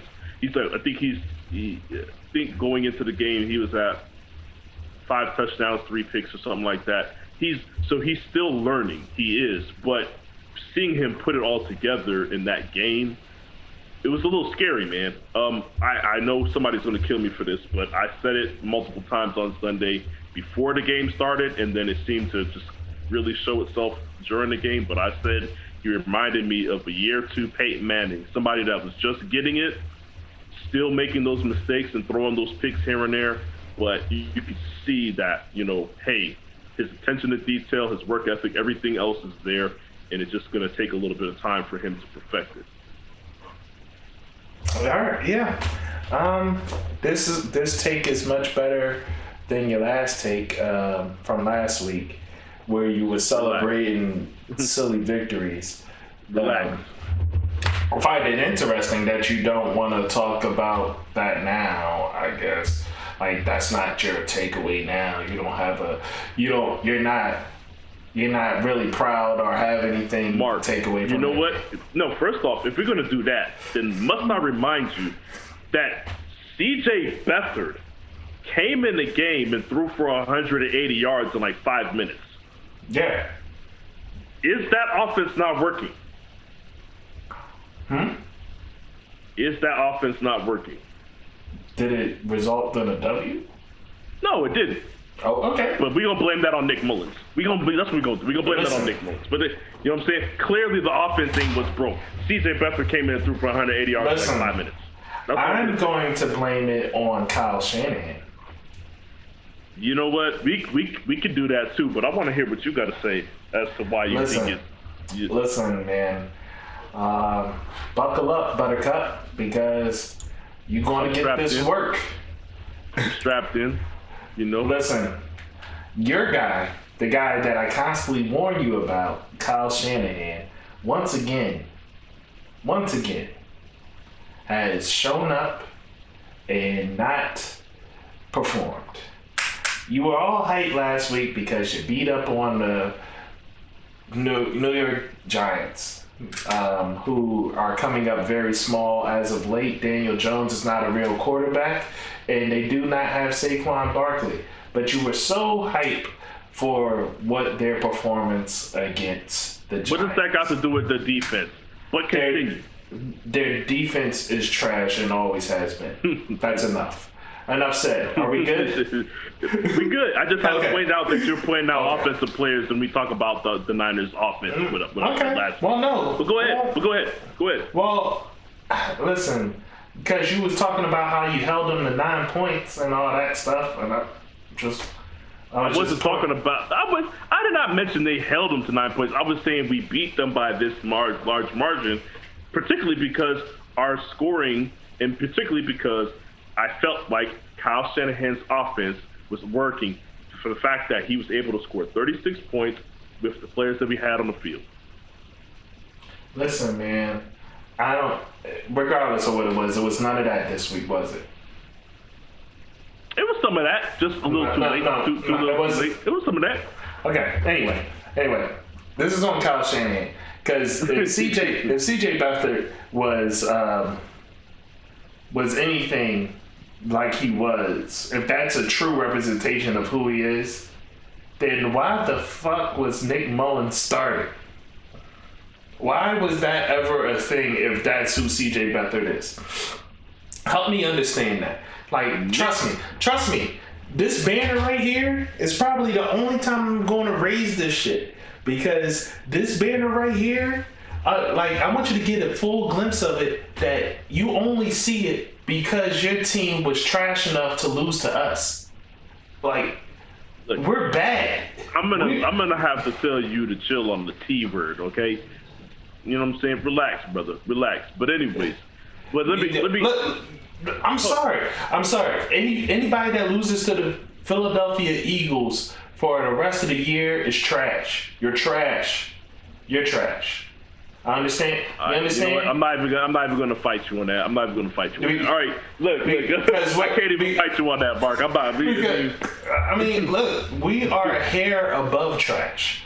So if you lose to us, you are trash. You just trash that's on the top of the trash pile. You know what I'm saying? Like, hey, I saw a meme the other day that said the Eagles in first place in the NFC East, and it showed 3 black trash bags, and it showed a golden trash bag sitting on top of them. Exactly. That shit was funny. But exactly, like that's essentially what we are right now, and I only feel comfortable talking this way because I've expressed what to expect from the Philadelphia Eagles this year since the beginning. So basically, there's an icebox where my heart used to be. Like, I can't be hurt anymore by this team this year. So I'm good. But your team has reached a new low and lost to my team. And congratulations. It was on the big stage Sunday night. Everybody's watching. At least everybody's that's not watching the finals game. Thank God for the NBA finals. Go ahead. But anyway, and you guys took this L, man. I should have wore this cape because motherfuckers came in like fucking superheroes and somehow pulled off the nuttiest victory in the world. Like that victory was straight out of a comic book because it was fictional. It shouldn't have happened. Like, it don't make no goddamn sense. Hey, Mark, you understand. Who the fuck is, what is it, Fulgrim? Who the fuck is that guy? Who the fuck? Which grocery store did y'all pick him up out of? I want to know, Mark. Because he made a play, and kudos to him for being able to run in a straight line past the fucking cornerback. You know, kudos to him. Kudos to your boy. I know you said Carson Wentz decided he didn't want to pump fake on that play. He just let it go, and you got a touchdown. Also, shout out to Dante. Is it Dante? I don't give a fuck what his name. But Dante Johnson, number 27, cornerback for the 49ers. Shout out to you for not even trying to make a goddamn tackle on that play. Shout out to you. Listen. What? I want you to understand something. Here's a problem that your team had anyway, regardless of what was going on in this game. Your team has always had the problem of behind Richard Sherman, behind Jason Verrett, Who the fuck are these cornerbacks? We got nobody. We got one Okay. guy. We got one guy that's a prospect, a young dude, and that's it. We don't have and he's a project. We don't got nobody, man. We have nobody. Exactly. So don't be surprised. Don't be surprised that guy did that. But anyway, I'm not surprised that. Listen, legitimately, the Eagles have a problem. The Eagles have a problem of basically, I want to say it's I guess there's a word for it, but basically. Whoever they drafted or whatever like that, that's who they're going to hold in high regard. And if you came off the practice squad or if you came in undrafted, regardless of your talent, if you show and prove that you're better than the next player, you're going to sit behind the next player simply because of their pedigree. So basically, essentially, that's what I mean to say. The Eagles have a pedigree problem. They'll put you under a guy even if you're better than him, simply because of where he came from or wherever like that. So Fulgham could very well be able to play and be one of the best out there, and they can watch it in practice every single day. But for some reason, somehow, he'll never get in and be able to showcase that talent unless players get hurt. But luckily for the Eagles, players get hurt all the time. Because we had the same situation with Greg Ward. Greg Ward was sitting behind, first of all, nobody should be sitting behind J.J. Arcega-Whiteside. Yeah. No one at all. Oh, my God. I don't care where you came from. You could have came from Division III. You should not be sitting behind J.J. Arcega-Whiteside. He's terrible. He's god-awful. And so, you could just go to any episode here. I probably mentioned J.J. Arcega-Whiteside and how terrible he is. Shout out to Howard Roseman for being a terrible GM. Oh, yeah. Anyway, so Greg Ward sat behind J.J. Arcega-Whiteside last year until he got hurt. And then he got hurt, and they finally had to upgrade Greg Ward from the practice squad. And lo and behold, this dude can play. Not only can he play, but he's good. He's pretty damn good. And so now they were forced to watch him play. So now he had to force playing time. It could be the same thing for Fulgham. So don't feel too bad about that. But the only thing that I do take away that was good was that for at least one play, because it was essentially one single play, I watched Carson Wentz not double pump, and it worked. I promise he made a pretty snappy decision. He did. Yeah, I promise you, if he had any competent coaches that could fix him double pumping every single pass, he'd probably be pretty good. But he double pumps every single pass and fucks the timing up all over the field. So I just have to interrupt because there's something you were talking about these wide receivers, and something dawned on me, that a little nugget of information that I'm not sure you're aware of. You probably are, but I hate to rain on this, but Mark, remember that receiver that I liked so much coming into the draft last year? He ended up getting hurt. He went to Arizona. He ended up getting hurt, missed the whole season, Yeah, you guys picked him up. He goes by the name of Hakeem Butler, the Iowa State wide receiver. You know what the Eagles did? Eagles signed him and moved him to tight end. Is there any particular reason, Mark, why you guys would take a 6'5" receiver with decent speed that could go up and go get the ball and move him to tight end instead of having him play wide receiver? Well, absolutely. Yes, there is. Yes. Are you prepared for the answer? I am ready for the answer, Mark. Because the Eagles are dumber than dog shit. How about that? I'm just trying to figure out, man. Well, no. Here, all right. Legitimately, the Eagles are dumber than dog shit. But with that being said, the Eagles have shown that they do not value anyone with any sort of size. They don't value it in their running backs. They don't value it in their receivers. I don't know if you noticed, but they are actively trying to draft Oompa Loompas. Like, they have Deshaun Jackson. They drafted Jalen Rager.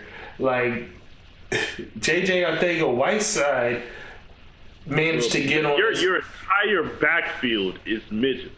So I'm just saying, like. Exactly. Like, they drafted J.J. Arcega-Whiteside, who's probably the biggest guy on our team, and somehow he's the only person. He made it.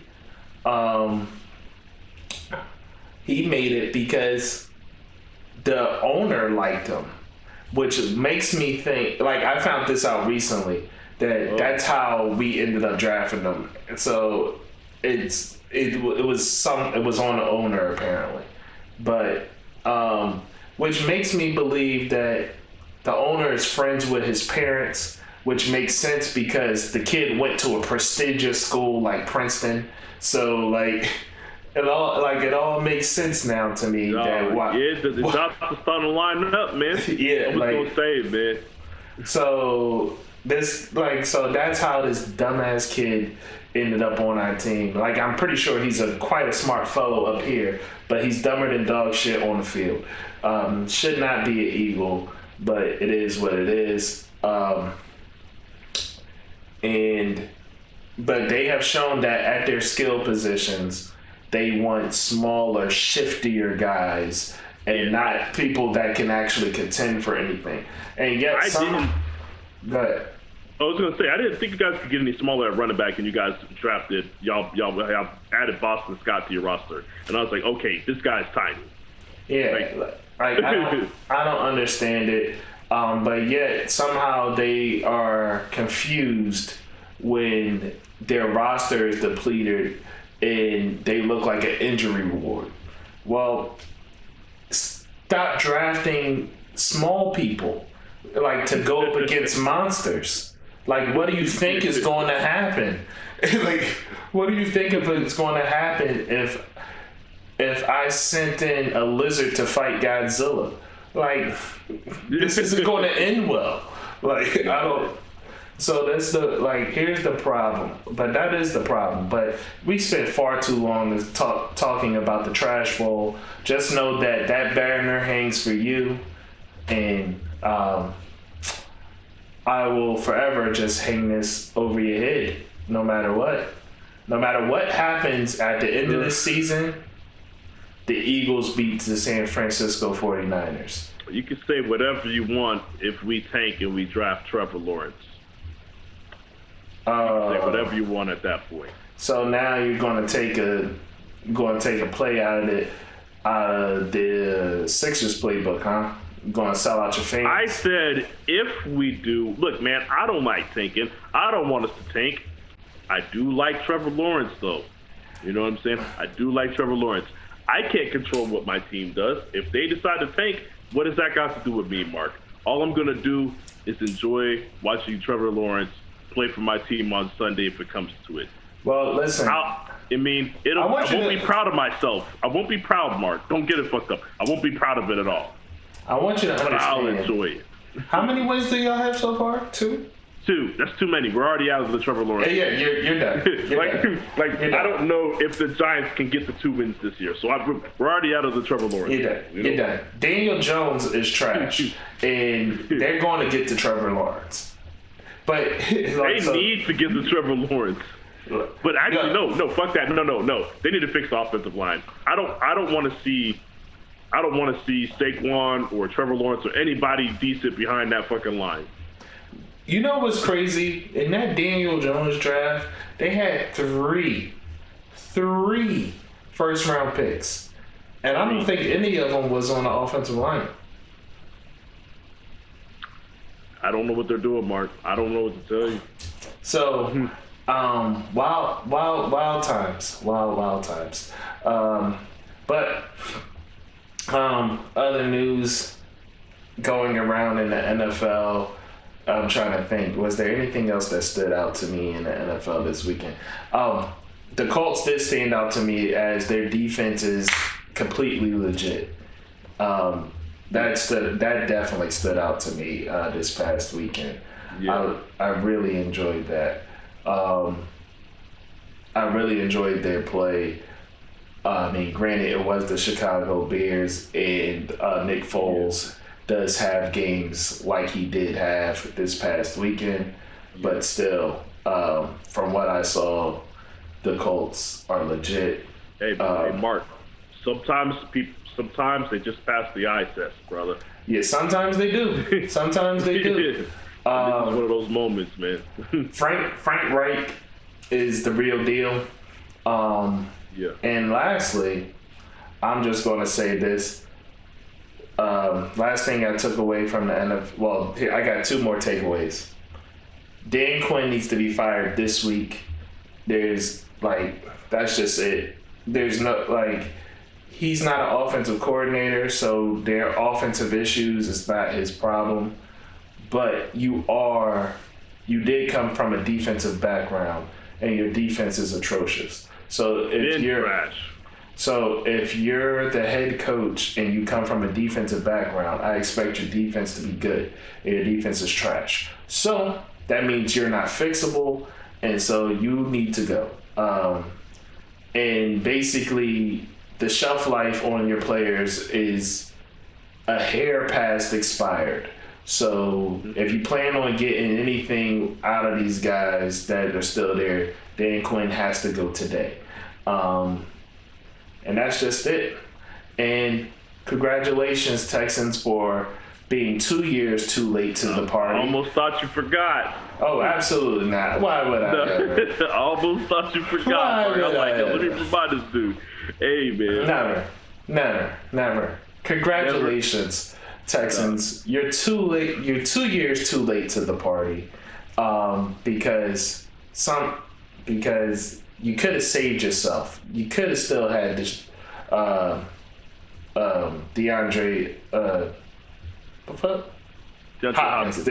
Hopkins.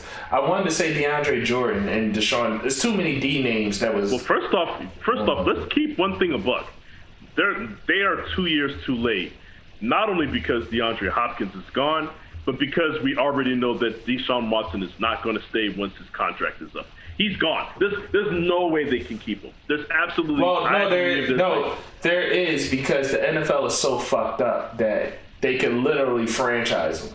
They could, but I guess they could, but what I'm trying to say is you can franchise him if you want, but you know he does not want to be there.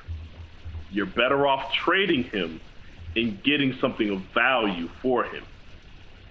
That's the situation they got to be looking at this point, because there's no way I'm staying there if I'm Deshaun Watson.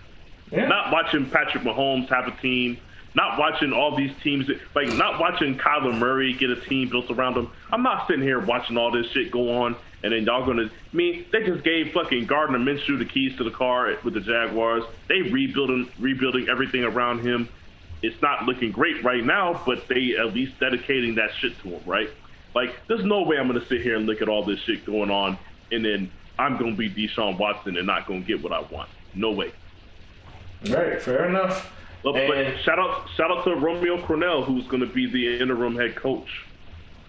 Yeah, Romeo Crennel. That's still not going to work out. Oh no, it's not going to work out. I was just saying a shout out because there's another black head coach, but that's it. That's 4 now, Mark. That's 4. Right. So, I will put it like this. What I'm looking forward to is I do feel as though what will end up happening is that by next year, Eric the Enemy will be the head coach of the Houston Texans. Like that's my too early prediction right now. Eric the Enemy will be the head coach of the Houston Texans next year. So Eagles, if you're smart, be prepared to fire Doug and make a competing offer for Eric the Enemy, because that's the only way that you have going forward. Doug isn't the answer. And basically, Eric is the best prospect coming coach-wise for next year. There's one more topic that I wanted to talk about, since you already picked up on the Bill O'Brien thing. Ding dong, the witch is dead. I don't know what kind of celebration we're supposed to do for Bill O'Brien getting fired, because Mark, deep down in the pit of my stomach, I just know this motherfucker's gonna get another job real soon. Peep this. Speaking about coaches, ain't Bill O'Brien supposed to be a defensive guy? Supposed to be. Like what? I don't know what he does. He doesn't do anything good. I don't know, but okay. So like, I'm gonna get off that. So let's talk about what I wanted to talk about was the Cowboys. Mm-hmm. And the reason why I wanted to talk about the Cowboys is I've never really felt bad for the Cowboys ever, because I'm a 49ers fan and that's just the way the rivalry goes. But my God, they're trying so hard to make me feel bad for them, man. Do you understand, Mark? I did some math, Mark. All right, you ready for this math? Please. They are on pace to have 3 1,200-yard receivers, right? That's not even including the tight end that they might have that might sniff 800 yards. Wow. They also, Dak Prescott is on pace to throw for 6,700 yards, okay? This is what's happening right now, and these fools are 1-3 by the skin of their teeth because of the Falcons' ineptitude. Okay, let's just keep it a buck. They should be 0-4 right now.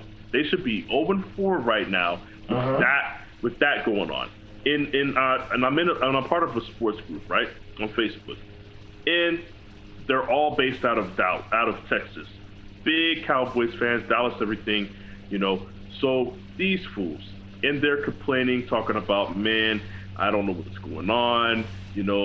Mike McCarthy looks like J.C. Garrett was in the problem. They're trying to figure out what the hell is going on. Their heads are spinning, Mark. Mike McCarthy has nothing to do with why your defense is trash. Yes and no, Mark.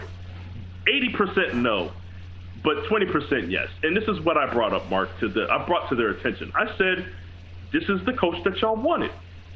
He's doing exactly what he did in Green Bay, because the dude's post was basically saying, look, man, you guys remember the time when we used to, establish the run? Do you remember those days? Remember when we used to run the ball all the time and get the running backs involved? Remember those days? Do you remember when we used to do this? Remember we used to do that? He was talking about this stuff, right? And I was just like, he's like, remember when we used to keep our defense off the field by time of possession? And I was like, do you realize that everything that Mike McCarthy is doing right now with y'all is exactly what he did in Green Bay?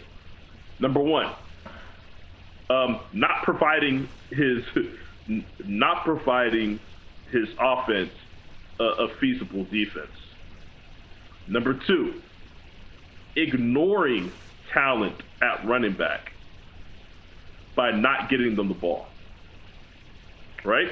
Right.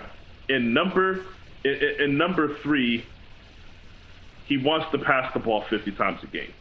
This is just what it is. This is exactly what Aaron Rodgers was dealing with Green Bay. This is do you remember? People always talk about Aaron Rodgers, his playoff record, it's not good. And I'm like, yeah, he's scoring 35 points a game in the playoffs and he's losing. I don't know what you want Aaron Rodgers to do about that. Now I'm talking about during the McCarthy era. You know what I'm saying? So it's like, I don't know what you guys wanted from Aaron Rodgers. He's in a shootout every time he gets into the playoffs. This is what happened. He was good enough to get them to the playoffs because of his division, because of him being Aaron Rodgers. Obviously, Dak ain't Aaron Rodgers, but you know what I mean? But either way, with that said, they're giving up 37.5 points per game. Now, I understand they got a new defensive coordinator. I don't particularly like this defensive coordinator, but he is a guy that previously worked for McCarthy. I'm not remembering his name right now, but it'll come to me later. But yes, McCarthy has never hired a defensive coordinator that was worth a shit. He does not care. Like, when they brought him in, I'm sure maybe they probably asked his opinion. He's probably like, I don't give a shit. Pick a guy, bring him in. Look, we're going to score enough points to where it's not going to matter. You know, McCarthy never cared about defense when he was the head coach of Green Bay. He doesn't seem to care about defense now. At some point, what do you say? Look, man, when do you say I'm the head coach? Apparently, they're just going to score every time down. At what point do you just say, look, let's just blitz them and see what happens? Let's just blitz it. Like, you have to do something differently. You have to step in as the head coach and say something. But once again, this is McCarthy's MO. This is why I've never been a McCarthy fan as a head coach. I've never been a coach. You know what? You know when they won that? Super Bowl? They won that Super Bowl with the remnants of Mike Holmgren's defense still lingering there. All right? That's when they won their Super Bowl. It's not a surprise to me that they did not win after that. So, sad situation, but we might see the Cowboys break every single record known to man offensively this year, and then also see them only win 4 games. Because that's what they're on pace to win right now, 4 games. Yeah, and out of those 4 games, the games that they would win would be the 2 Giants games and the 2 Eagles games. So.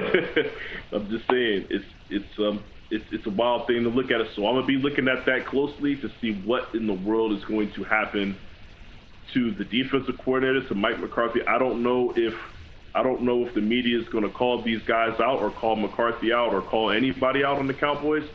All they keep saying is the defense is bad. They have the personnel, Mark. They supposedly have the personnel. Well, no. Byron Jones isn't the real deal.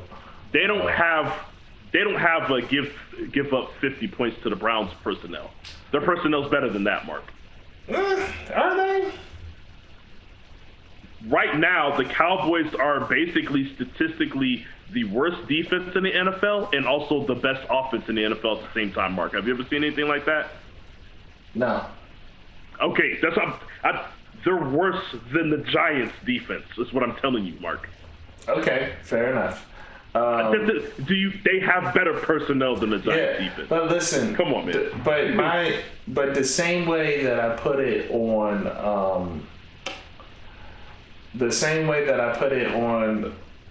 a head coach is like, if you're playing to your strength, if you have, like, Mike McCarthy is offense.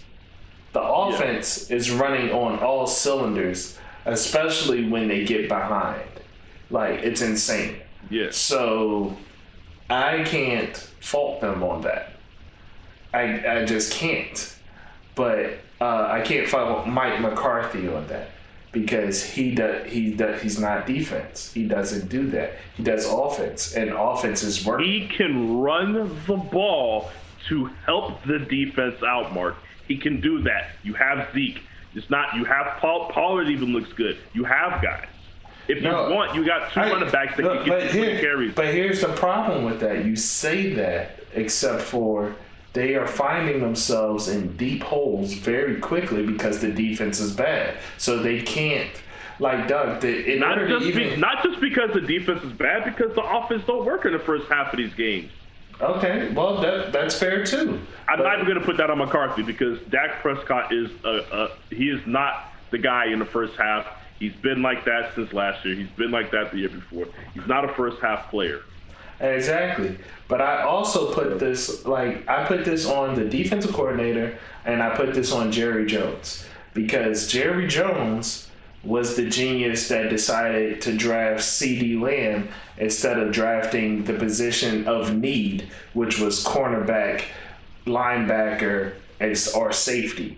He didn't draft anybody that they actually needed. He drafted a leisure pick, which was CD Lamb. CD Lamb was a luxury pick for them.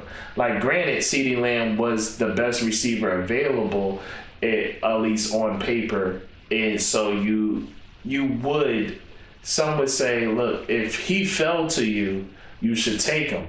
But you have such glaring needs on defense, and you had Amari Cooper, you had Michael Gallup, you have other receivers that you didn't need CD Lamb. You have major positions of need on defense, and wide receiver wasn't a position of need for you at all. So in that case, you should not have done that. So how can I fault you? How can I fault Mike McCarthy when he had nothing to do with the drafting decisions? That is true. But, I mean, I feel you. And this is what I'll say. I'll say the Cowboys have a chance to rectify this. If I'm not mistaken, Vander Esch was out. Shawn Lee ain't there. I don't even know why they even count Shawn Lee as even being on the roster at all. But whatever. But if those two guys were there, I would have to assume that would make a difference.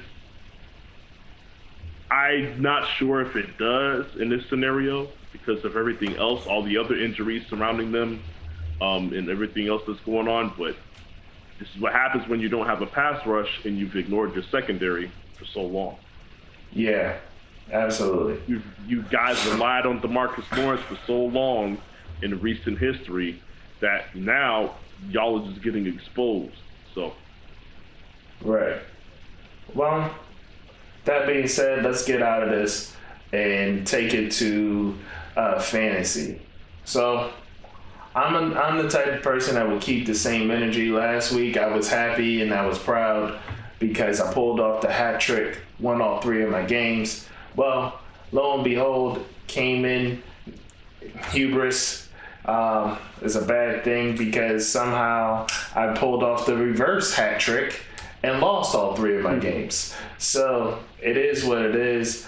I do have Derrick Henry and several Steelers players in all 3 leagues. And, their COVID situation, which I do have to apologize to you for because it's a potential outbreak. It was look at here, Tennessee, you got to be the dumbest dumbasses of dumbassery for not learning from the Marlins because your outbreak clearly shows that you guys were doing some shit that you shouldn't have been. And the NFL feels the same way. That's why they're investigating your asses right now. So, yeah. They want an investigation. That's not good. Yeah. Yeah. So, but anyway, the numbers, Marcus. Too many people. Too many people to control. But go ahead. It's not because baseball figured it out after they pulled their heads out of their asses and started taking it serious. Now, because I'm going to get into this. I want to get in and out of this COVID shit real quick because I'm not surprised when they said, once I really thought about it and they said where it was, I was like, Tennessee, oh, that makes sense to me. That's a red state. Trump has been undermining the whole COVID shit this whole time and people been doing wild shit. And then you got players who just want to do their own thing anyway. And so mix that in the melting pot, and now you have a COVID outbreak. Bam, whole bunch of players got COVID now. So hopefully they pull their heads out their asses and take the shit seriously. Boom. Hopefully that's how it goes. Yeah. Because you notice nowhere else is there an outbreak of COVID. Nowhere. Just there. Yeah. So it shows. This small percentage is exactly what I was talking about when I said I was concerned. And yes, it's not even a whole big group of people that decided to do dumb shit. It seems to be a small group of people, but that's all it takes. And look, they had to cancel their game, which now affects one other team. You know what I mean? So this is not canceled, but they had to move bye weeks or whatever. So this is exactly the type of shit that I was talking about. But when I say numbers, yes, baseball, they understood, they got it. They also don't have 53-man rosters. They don't have 1,500 people in the league that they got to watch after. Listen, here's the thing. This is what I was talking about. Like I said, I want to really get in and out of this. All right, that's the last thing I had to say. Yeah, but here's the thing about that. The NFL is not playing games with no one. You see the fines that they're giving out to these coaches for taking their mask off in the game or having their mask down for too long. They're not playing games with nobody. They just gave a third warning to John Gruden for not wearing a mask. So I think something is going to happen to him if he comes into next week not wearing a mask. Yeah, so like they're not like they find a whole bunch of people last week, the other week, and like they were hefty fines. They weren't they weren't the fines that they hand out to the Patriots every time they cheat. These are real fines that they're handed out now. So, anyway, you got it to where they're handing out fines. They're not playing games. They lost an investigation against the Titans because of the personnel and the players getting it. And I'm assuming because the personnel probably don't even interact with the players like that. So they're like, there's a breakdown in your facility in the way that you're handling this that is causing this, because it's not one person got it and gave it to everybody else. It's like the fact that it's an outbreak over here with personnel and an outbreak over here with players shows that you guys are just generally not giving a fuck. It's some type of neglect when it comes to the protocol. Exactly. So yeah. So with that, that's just the Titans being stupid and like what's his name like to say they were just out going to get some milk. Some lemon pepper wings, man. Yeah, you know. Derek Jeter. That's Derek Jeter. Yeah. But I'm really terrible with names late at night. But anyway, getting into what I was talking about, back to fantasy. 0-3. The COVID thing really fucked me up because I had Ben Roethlisberger in one league, Derrick Henry in two. I had the Steelers defense in all three, I think. So like that, and like that really messed my teams up. I had to scramble, get some guys, and other guys underperformed where guys that had the potential to like give me that 30 points I didn't have available to me. So I lost all three, and I lost one to you, so congratulations on your win. I'm glad that I lost that to you early because we know how this goes. We know how this goes. If I win 2 in a row early, then I'm going to lose to you where it counts. So at the very least, I have a chance to beat you. Should we meet in the playoffs? That is my most dangerous team, Mark. There is very well a good chance that you could lose twice to that team. So that doesn't make me feel any better because once again, I'm superstitious when it comes to this shit, and I too believe that it's bad juju for whoever wins both of the regular season matchups. I am not. I'm hoping that this works out for me, but yes, my team is pretty. It's got some firepower to it. So yeah. I lost those 3 matchups. How did you fare this weekend, Fred? You know, I went 1-2, the same as last week. There were some situations in the Lions versus Men league, that is the league that hit me the hardest with the injuries and the COVID stuff. I'm going to go ahead and bring this up so I can take a look. Because I remember, I just remember switching out bodies left and right. So okay, there we go. James Conner, who's a guy who's been getting me 20 plus a game, had to sit him. Jamison Crowder was questionable. He was questionable, and it was a short week. He had a Thursday game, so I sat him. Michael Thomas is still hurt. I picked up Robbie Anderson late and forgot that I had him there. And then the other person I had was Edelman. But then remember, Cam Newton tested positive, and therefore I felt like Edelman was unplayable. So therefore, like that's my entire bench that I just rattled off to you. So I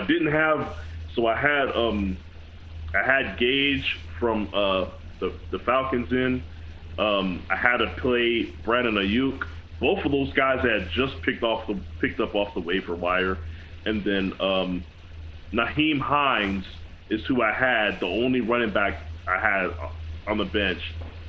Then I put him in for James Conner, and he gave me like 6 points. So like that was a horrible. I've only put up 111 points in that one, so that one was rough just because I literally was just scrambling to get a starting lineup. Obviously, in the No Drama Happy Fun Time League, this is the one where you pointed out that I won, but with that said, this one didn't hit me as hard because it was just the right team. Melvin Gordon, right person, right time. Dalvin Cook, right person, right time. Mark Andrews, Jerick McKinnon. This is a team. I had to play Julio Jones, or I didn't have to play. I could have played. I had a couple other guys, but Jamison Crowder. He's on all three of my teams. It was a short week. I didn't trust his injury, soft tissue injury, going into a short week Thursday game. But apparently it didn't matter. I'm starting this dude for the rest of the season, Mark. That's just what it is. Yeah, so that's what it looked like on that one. I had a bad case of the breaks in the trash ass league. Bad case of the breaks when basically hold on, let me get into it here. So yeah, I had Russell Wilson, who's been lighting it up all year. Didn't light it up this week. No biggie. Mike Davis goes off for me, 22 points.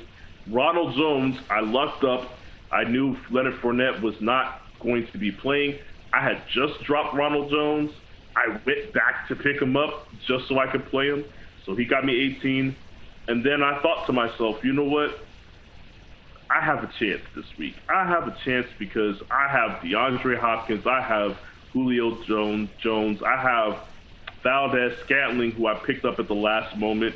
And I was like, you know what? I got a chance. And I get 11 from Hopkins, 7 from Julio, because Julio gets hurt in the second quarter.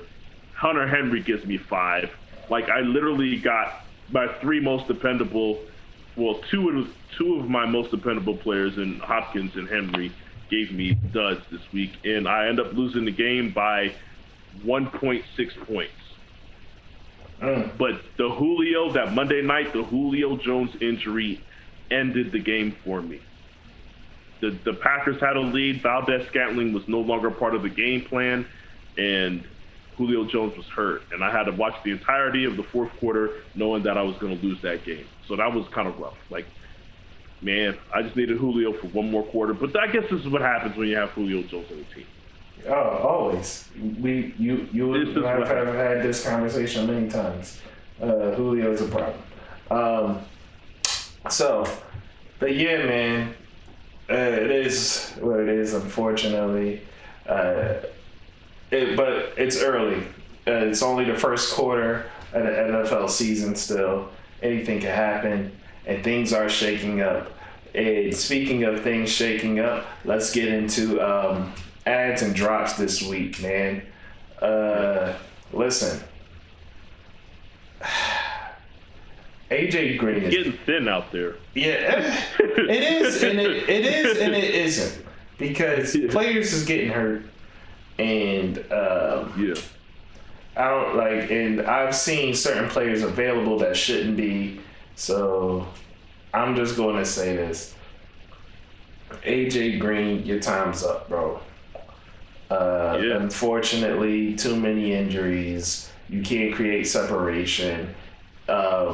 And Joe Burrow he's not experienced enough to get the ball to you in the very little separation that you do create. So I wouldn't say drop AJ Green, but I wouldn't fault you for dropping him, but you definitely need to have him on your bench. Another player, it's cool if you drop T.Y. Hilton, but there's also a chance that will eventually work out. So keep him on your bench, because he is still by far the best receiver on the Colts roster, but it's not working out right now.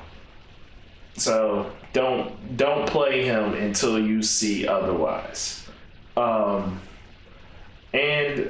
But players that are available, obviously, the Austin Eckler injury would lead people to either go Justice Jackson or Joshua Kelly. Joshua Kelly is currently the favorite for this situation, but it seems like it's going to be more of a timeshare type deal there. Outside of that, I don't really have a whole lot to say about the waiver wire. Okay. I have some stuff, man, because there's some guys out there that are for 1,000% should not still be out here on as far as getting picked up. As far as drops goes, considering my previous week, I will say it's too early to drop some of these people. I dropped Ronald Jones. I had to pick him up the very next week. Scotty Miller showed up this week after once another guy that I picked up and passed and dropped him. I just traded away Joe Mixon, and he has the game of his life. You know what I'm saying? It is too early. It is absolutely too early to drop any of these guys. It is week 4. One thing that I didn't take into account before doing all these moves is this would be where they should be getting their legs under them. This would be the preseason here. It's week 4. We're 4 weeks in. These guys a lot of people will just now be hitting their stride. You cannot take anything into account that happened in these first 4 weeks for the most part.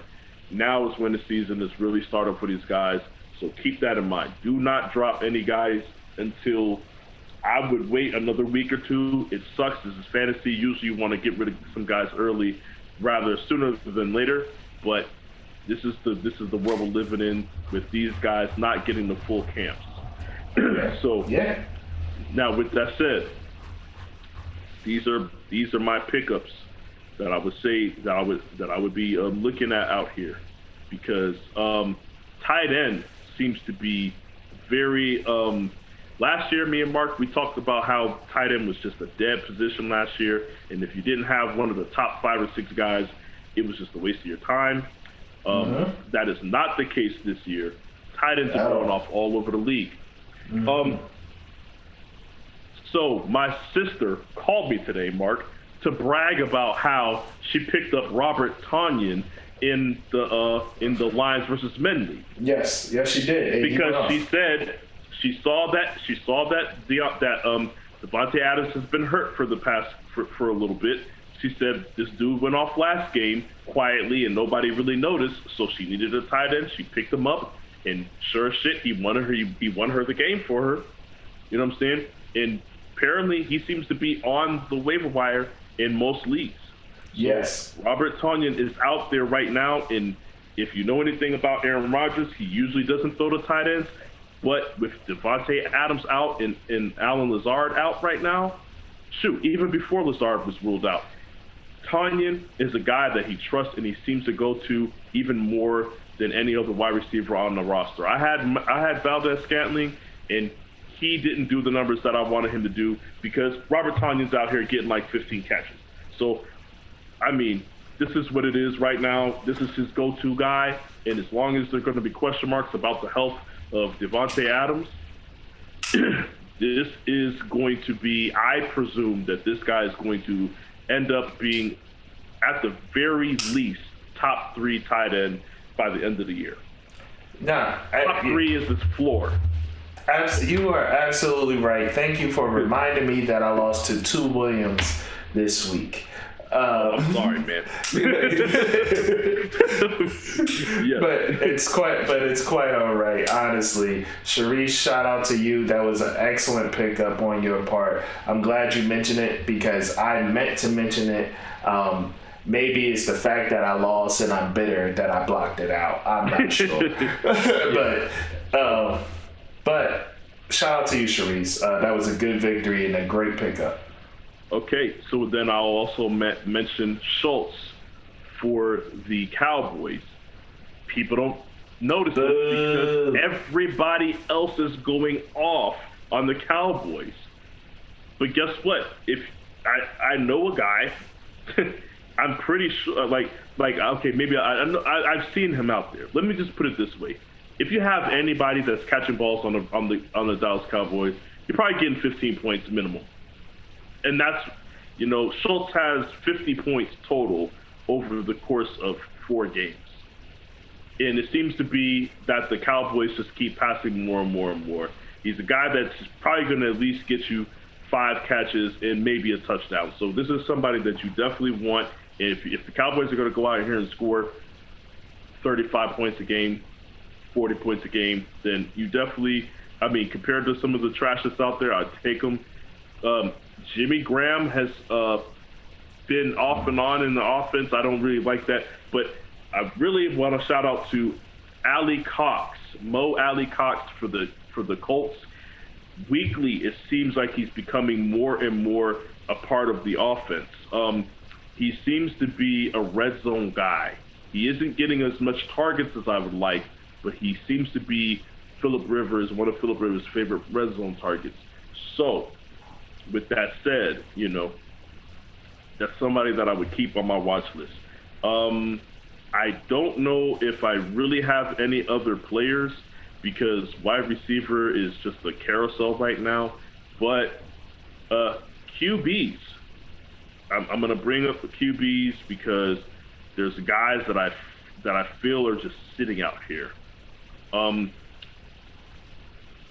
Gardner Minshew, whether you like the Jaguars or not, he's having a pretty good year. So I personally, if you need a backup, what you got a problem with Gardner Minshew? Yes, he didn't show up against Miami. Nah, I'm cool. Oh, you know what? That's funny that you mentioned that, Mark. But once again, I will go out here and say that Miami is quietly playing great defense this year, and nobody cares about it. He is not the only quarterback that has had a subpar game versus the Miami Dolphins. This is just what it is. Okay, the Dolphins' defense is better than people think they are. So, but that's all I have. I threw Gardner Minshew out there. The tight ends, please, if Tanyan is out there, go get him. Go get him and go get him now. I'm taking Schultz. If you have somebody like Jared Cook on your team, Schultz is going to give you more points than him. Don't just chase the names. Yeah, you're absolutely right. And thank you for that, sir. And with that being said, I think we're done here. We did all we could do. We gave you all we got. I don't got nothing left. I feel as though this may not have been my Jimmy Butler game, but it was close. I'm spent, bro. I don't got anything left for y'all. So with that being said, man, we love our fans. We appreciate the new fans that we've been picking up. please share us to your friends so we can continue doing this and we can quit our day jobs. So, you know what I mean? Because if I could quit my day job, then more dedication to this. And anyway, more content, all that stuff, man. Exactly. Share us to your friends. Link, like, subscribe on YouTube so you can catch the visuals of our beautiful faces. And comment, man. Definitely comment on the Facebook page. Comments on Facebook page. We're going to be dropping memes. We're going to be dropping, we do post every once in a while here and there. We definitely would like to see more comments on the Facebook page. If you haven't already liked the Facebook page, go in there and like it, please. Yeah, and if you want anything from us, like if you want to mention something that we should talk about, please let us know, man. We're definitely huge into getting into this fan engagement stuff to the people that are actually listening to us and that stick with us to the end. Like I said, link, like, subscribe. We're on Facebook. We're on Instagram, and it's all the same name, the Eye Test Network. Easy to find us. And with that being said, I don't got nothing left, man. As always, Shawn, it's a pleasure. I appreciate you, bro. Yep. Taking time from your family to be with me. I appreciate that. Yeah, you know I appreciate you too, brother, man. I know you staying up late to record these things, you know. We ain't all living on the West Coast, you know. Exactly, you know what I'm saying? We Philadelphia over here. And the banner's going to be up all week, people. Just know. One more shameless point out. That's great. Yeah, don't worry. When I talk to you this week, at any given point in time, I might just FaceTime you and sit here. Just so you know. Ridiculous. Anyway, man, with that being said, thank you for tuning in with us. And get y'all next time. Peace. Later.